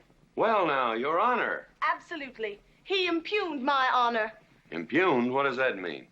Slander. He slandered my honor. He did? I said what I said, and I'll stand by it to the death. He admits it, see? Shoot him. Well, what is he admitting to? Why, he called me a... I won't even repeat the word. I didn't necessarily call you anything, but I said what I said, and I'll stand by it to the death. Well, just for the tally books, what did you say? I said that any girl who would permit a man to kiss her before they're formally engaged is a trollop. He said it again. Shoot him. Now, hold on. No, don't hold on. If you're my father, if you love me, you'll shoot him. Well, I'm your father, and I sure love you. So... Oh, you shot him. You really shot him. Hey! He dies. If he dies, he'll be the first man ever killed with a blank cartridge. We use this to start the races on the 4th. Hey! I'm on fire! Oh, you poor dear. Poor dear? You'd have had me shot in cold blood. But it didn't happen. Yelling I insulted you and all. What you need is a good spanking. Dev! Daddy! Leave me out of this. I think I'll give you what you deserve. You wouldn't dare! Oh, wouldn't I? Ah! You'll think next time before you have someone shot. And this kicking and yelling isn't gonna help you. Don't you! Oh, Daddy! Wait a minute! Daddy! Oh, Daddy, help me! Don't! Daddy, Mommy! I hate you! Mommy! Oh, GW, was that a shot?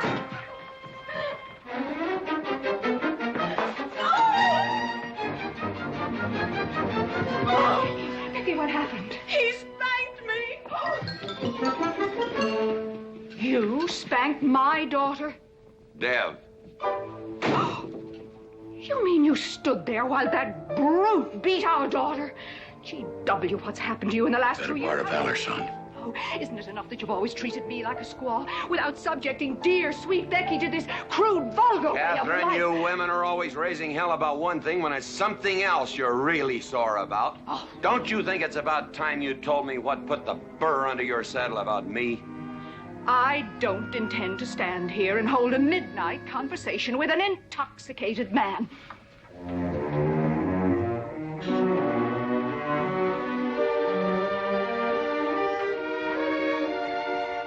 And I am not intoxicated.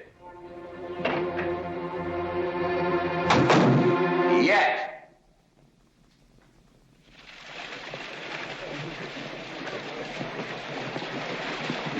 Hello, Governor! Hello, Governor!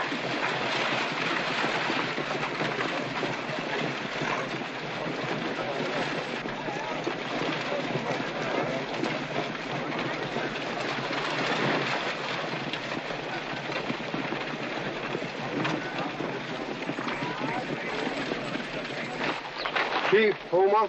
Yes, Sergeant. Big McLintock, we know you get us fair judgment. You gentlemen, follow me.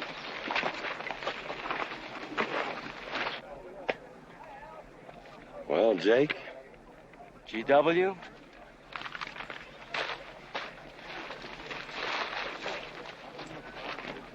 Well, GW, it's been a long time. Not long enough.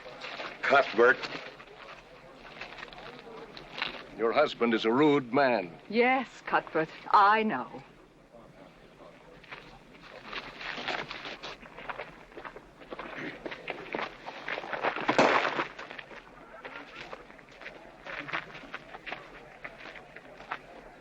you want the Indians, Mr. McLintock? Mr. McLintock is not running this hearing. Sergeant, seat those Indians. Yes. Gentlemen, be seated. You know, the whole tribe here want to come into town. Proceed, Lieutenant. This hearing is now in session. Governor Cuthbert Humphreys presiding. Good luck, Daddy. Afraid it's a packed court. Government Edict number 826 has ordered that the Comanche Nation be transferred from their present reservation to Fort Sill. It is the government's claim, as filed by Indian Agent Agard, that these chiefs, after being released from prison by a kindly government, did then rouse and incite defiance among the tribe against said order. It seems, gentlemen, that although some of these chiefs speak English, Chief Puma is quite at home in our language, they have chosen Mr. McLintock to be their spokesman. I speak for the Comanche, or rather I offer this translation. Proceed, Mr. McLintock.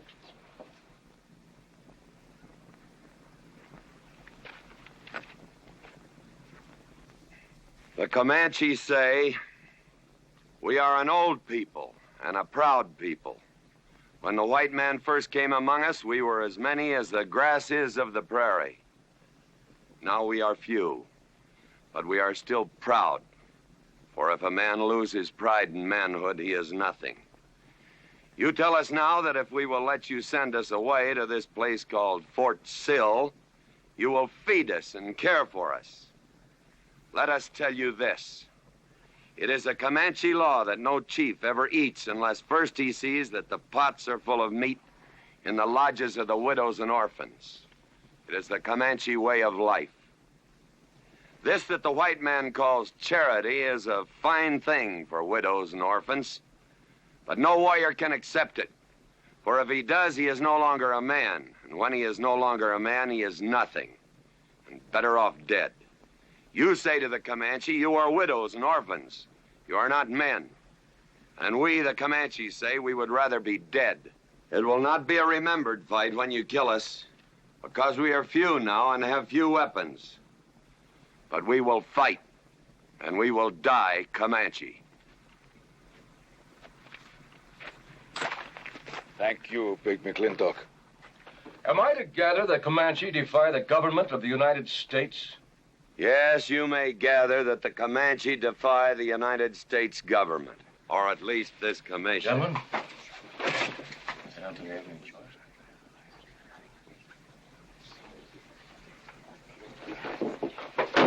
It is the order of this court that these chiefs be incarcerated until such time as the detachment of United States cavalry be made available to escort them and the Comanche Nation to Fort Sill. This court is adjourned. Oh, McLintock! You are important chief amongst these white people. Sway them. Have them give us few guns to make the fight worthwhile. Let us have one last remembered fight for end of Comanche. I almost wish I could arrange that, Puma. Ahalani cha. Ahalani cha. Sergeant? Yes. Good God. Carry on. Gentlemen.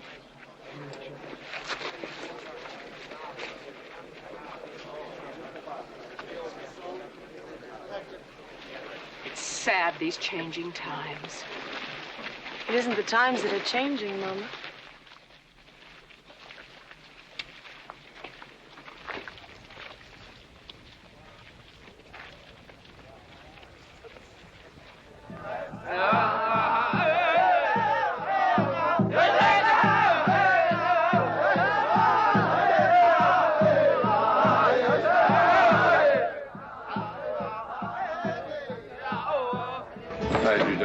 Hello, Lem.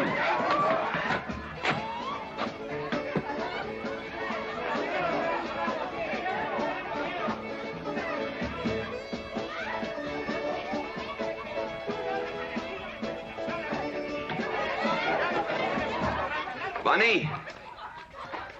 Oh, howdy, McLintock. Hey, figured you'd be belly down drunk by now. I've been doing some drinking, Bunny. Is that boxcar still on the siding? Well, sure, but... But what? Well, I don't like it. You don't, eh? You figure if them Indians get out of there and lead the cavalry on a wild goose chase, that great white father's going to get nosy. Get nosy, and he'll investigate. And when they find out how that side-saddle governor's been messing things up, they'll give those Indians a fair trial. That's live ammunition in that boxcar. You know what'll happen if them Indians get some guns in their hands? Somebody's going to get hurt. Is Puma's word good enough for you? Well, I don't... McLintock, you got yourself a partner. Leave me out of this. Hey, McLintock. Good night, Bunny. Good night, Governor. Governor. There is the Katie with her light red hair, sweet as the roses on a summer air. I'll find her somewhere while the moon is high, and tell her that I love her, and I'll love her till I die. Katie Gilhooley, young master's home. Katie, Katherine Gilhooley McLintock, where is the woman of the house? Mr. McLintock. Oh, there you are. Mrs. Warren. Oh, good evening. I waited up for you, Mr. McLintock. Oh, how nice. I want to talk to you about something. Delighted. 309 times straight. I beg your pardon? 309 times straight without a miss. Gotta be a record. I suppose so. Now, Mr. McLintock, what I wanted to say... 2-pound Stetson, 6-inch brim, 53 feet in the air. It's gotta be a record. I'm sure it is, but the reason I waited up... Dammit, woman, can't you hold that glass still? Of course, sir. Now, down the hatch to my world's record. Down the hatch. Yes, sir.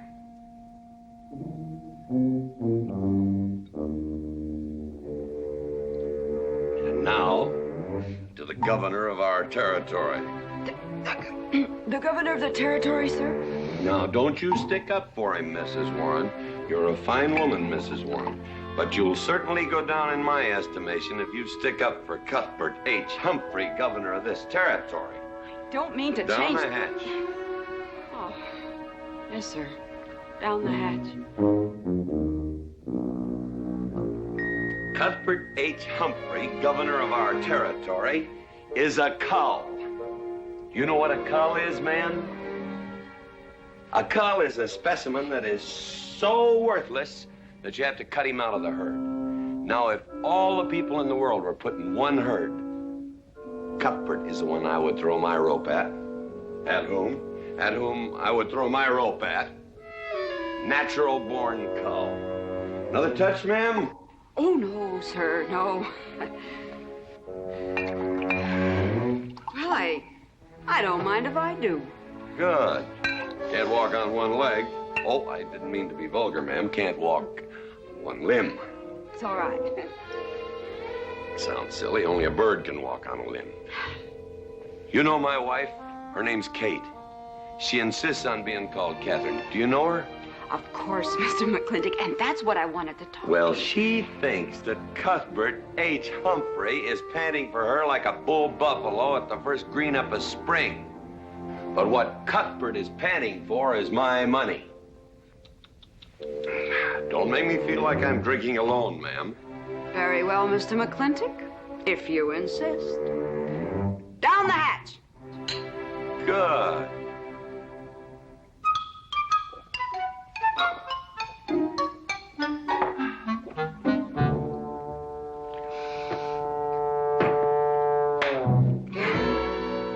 Mr. McLintock, I have something very important to say to you. Very important. Guess it'll have to wait till the morning. Toodle. Oh, it's all right. It's all right. Betty, bye-bye.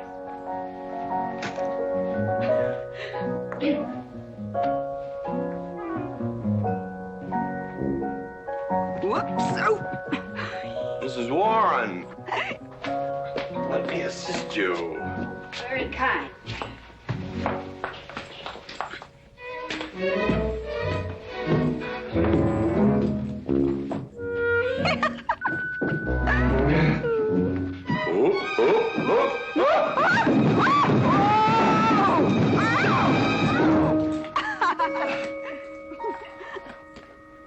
Whoops. What's going on here? Now, Katherine, are you going to believe what you see or what I tell you? Mrs. McLintock, hope you won't misunderstand. It's the first 100 women sitting on his lap that I misunderstood. Number 101 is quite simple. Now, G.W. McLintock, I have some...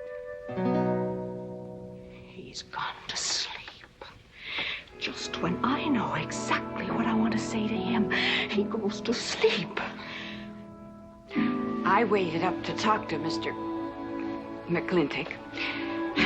I wanted to tell him I was quitting. You see, Sheriff Lord has asked me to marry him, and... Oh, congratulations.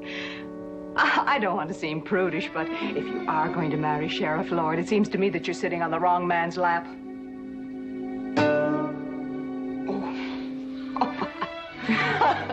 Come on, I'll help you upstairs and we'll have a long talk about men in general. Ladies, one moment.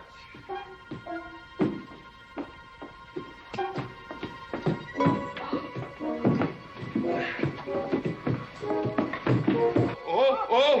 Watch out, you'll get us all killed! Oh!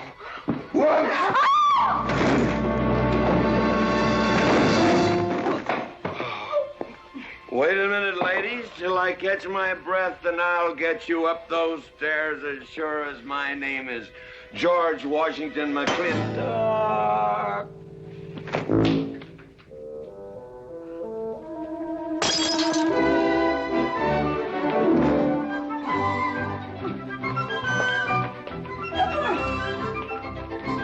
You may be quitting, Mrs. Wallace, Mrs. Warren, but not tomorrow. I want my breakfast in bed. I want to... I know, toast, lightly brown. Somebody sure put a knob on my skull. Here's Katie. I'm speaking. Katie, why? There Mrs. Warren was there. Oh. And there you was there. Oh. And there that whiskey bottle was there. Oh. And Katie's temper being what Katie's temper is, well, there you are. Drago, old friend. Huh? My wife does not understand me. Why, she'll be any different than any other man. Come on, I gotta get you upstairs. Get you ready for that big celebration tomorrow. What?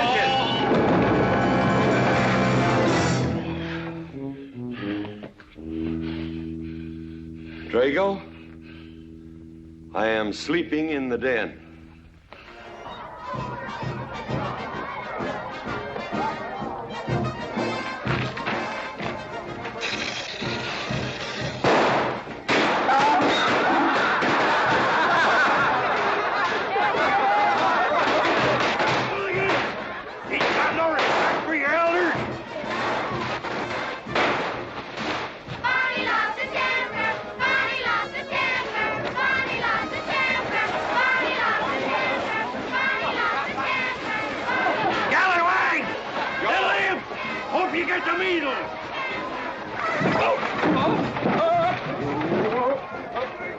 Come on, get him aboard. Is everybody ready? Man in number 5 needs a flank cinch. Get him one. Let us know when you're ready. Ladies and gentlemen, it is my honor to present to you the governor of our territory, Cuthbert H. Humphreys. Thank you, Mayor. My friends and citizens of this great territory, this is the 9th consecutive year. It has been my privilege and my pleasure to inaugurate the McLintock 4th of July celebration. Now, the first event will be the wild horse race. But before I fire this shot to start the event, I would like to say a few modest words regarding my stewardship of this great territory.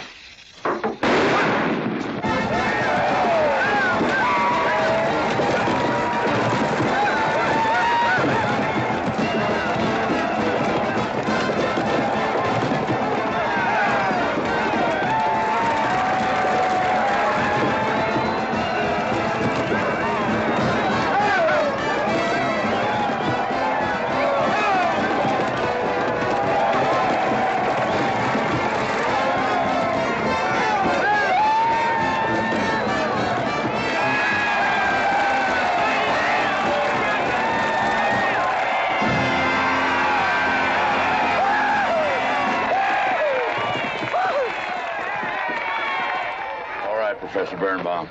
Gentlemen? Sheriff, here's your horse. Come on, get them all lined up. Come here, King. Now, boys, you all know the rules. It's twice around the inside, once around the outside. First cowboy that hits that finish line without busting that egg is the winner. And I caution you boys about some of them eggs, because some of them eggs are last year's holdovers. All right, mount up.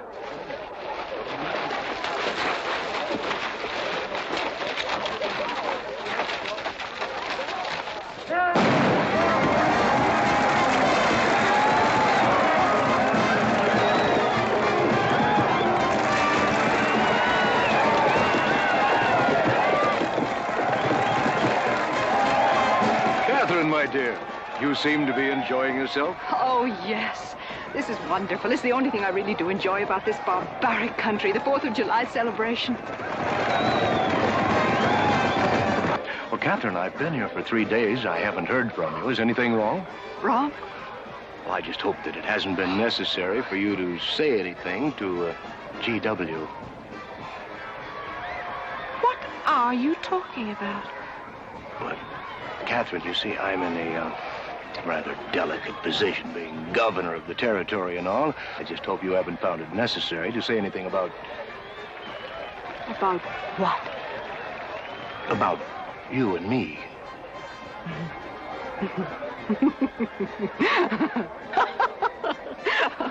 Why, you pompous windbag.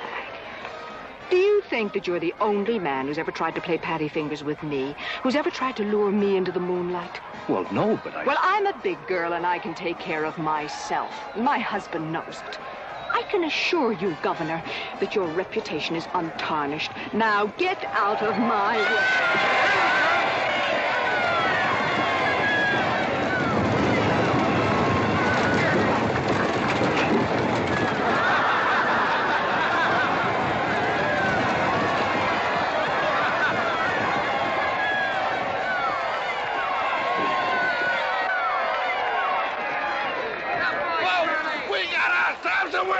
Curly Fletcher! Mazel tov, Curly! Give me the egg. Disqualified. Here you go, Curtis. GW, you'll never believe what happened over there. What? You smell a beer. Well, naturally, I'm drinking beer. Ladies and gentlemen, the next event will be a contest between the two bronco-busting champions of our territory. Remember the year I rode in that event? Wore your garters to hold up my sleeves? We had a bet, and I won it. George Washington McLintock, you are a very crude man. Well, I guess so, but that was a rough horse, like to jarred my insides loose. But it was worth it. 3 beers.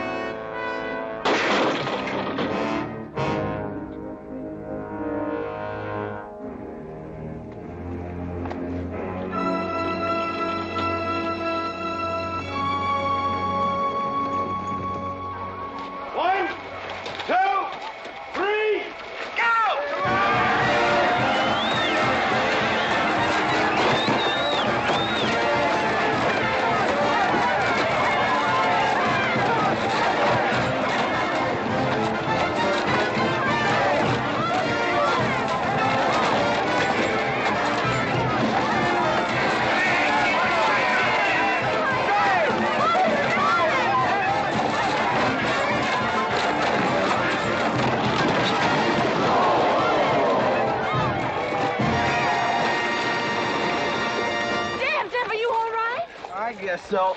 Nothing busted but my pride. Well, that ought to even things up, farmer. For what? Well, that sore nose you gave me the other day. Well, that ain't what's sore on him.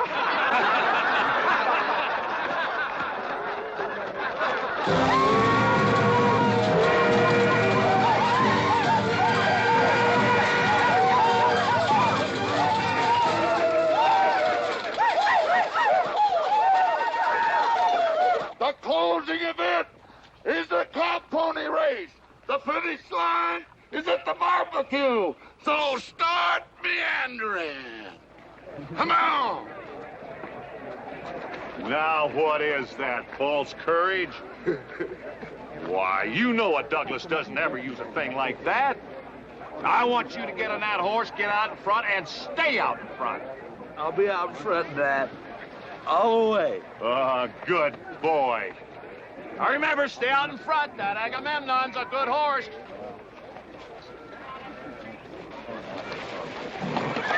Oh, Agamemnon.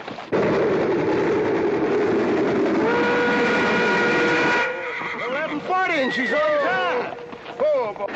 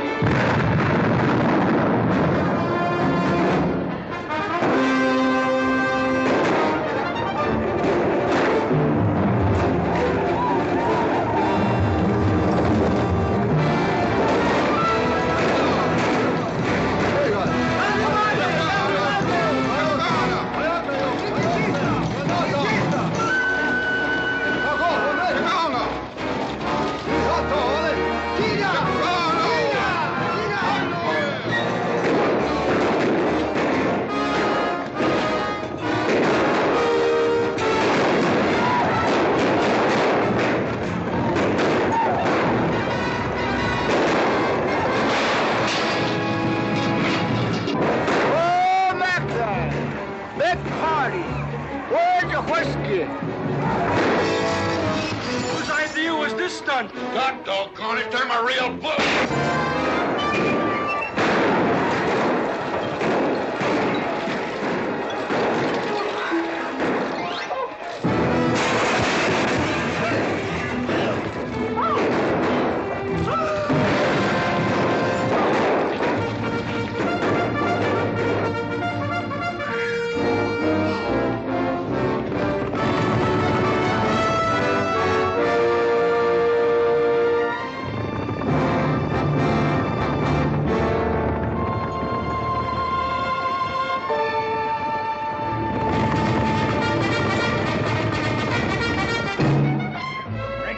Excitement you'd want for one 4th of July, eh? Puma finally got his way, but I reckon he's riding out his last war party.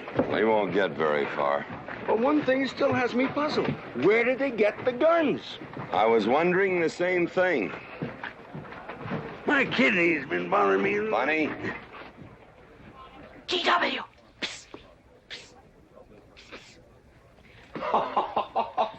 What an idiotic joke. Joke? Do you think that was a joke? Oh, shut up. Do you want everybody in town to see me? You look good in feathers. Oh. Dev, I think they've gone. Yeah. What are you going to do about it? What can I do? Nothing.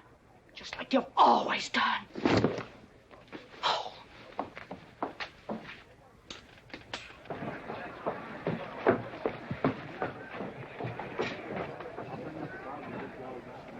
How long, GW? How long what? Katherine. She's been riding herd on you for 2 years now. I'm a peaceable man. But my father used to say, you raise your voice, it doesn't do any good. It's time to raise your hand. Well, I've been planning to do something about it. I'll have another talk with her. Talk to her? Talk to her. Talking won't do any good. Becky, have you seen your...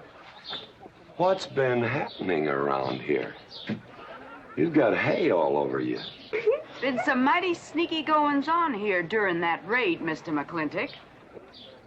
Who was it said only a trollop could kiss a man before they were formally engaged? Oh, but we are engaged, sir. You are? That is, with your permission. Well, you've got it. Oh, Mrs. Warren? I think it's wonderful. I guess this is the only engagement that ever started off of a spanking. Mm-hmm. I reckon Birnbaum is right. All right. Lord bless us, this is gonna be a great day. Doggone it, folks. Let's don't let a little old Indian raid break up a good barbecue and a rodeo. The meat's down. Let's go. You contestants get ready for the cow pony race.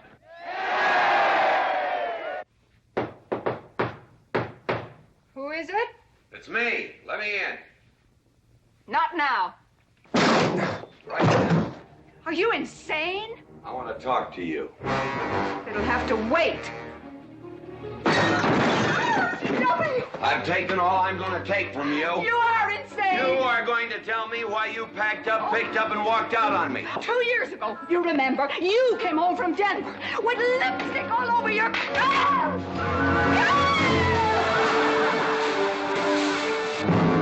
Lipstick on my collar. I've got the shirts to prove it. Who cares? Why, you big...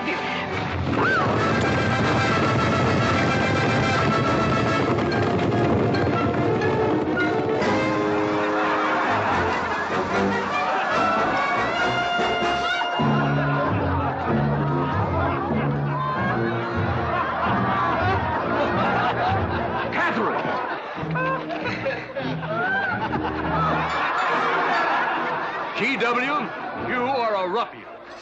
Cuthbert, you are right.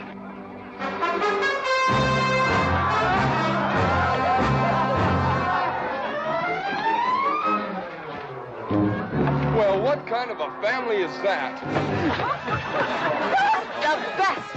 And dangerous, son. Who won the race? Who cares, Ingrid? History's being made.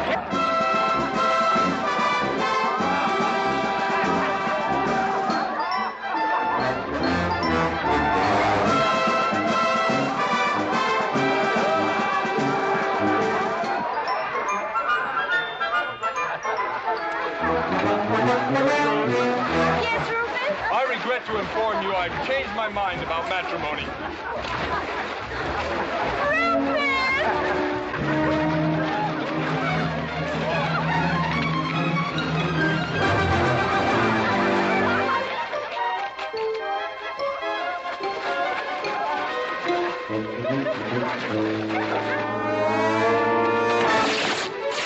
Hey, Mrs. McLintock!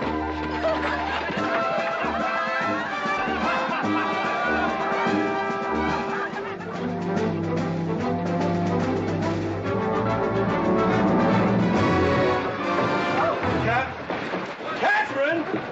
Keep him out of here. Hand him out. All right, everybody out.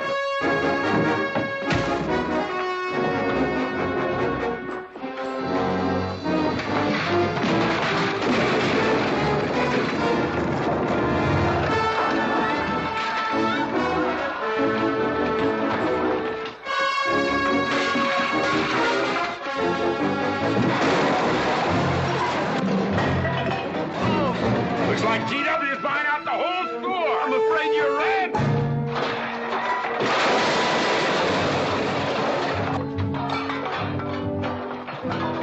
Clowny family!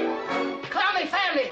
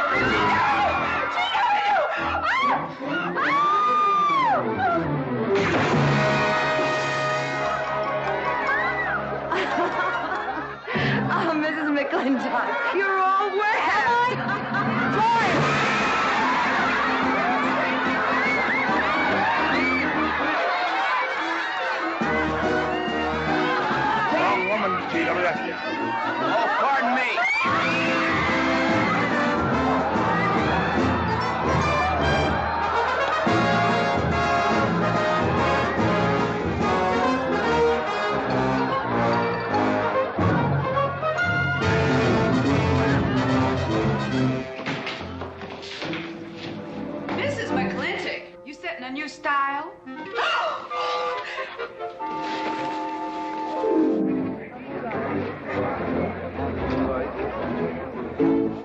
Shh.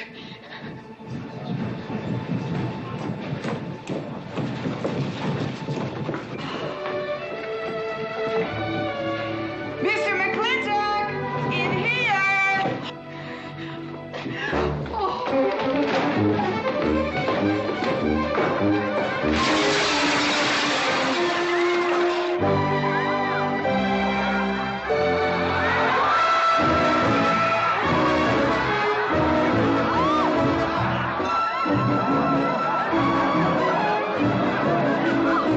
If I ever get through this humiliation, you'll rue the day you ever met Oh, me. belly aching, fight all you want. It won't do you any good. You've been digging those burrs into me for 2 years. Now you're gonna get your comeuppance.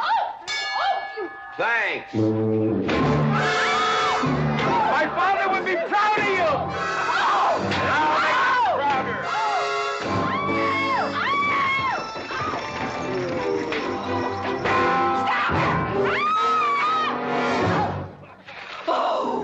Keep it. You may need it. Now get your divorce. Home. Don't spare the horse. Home, you heard me. Don't think you're going to get rid of me that easy. Yeah.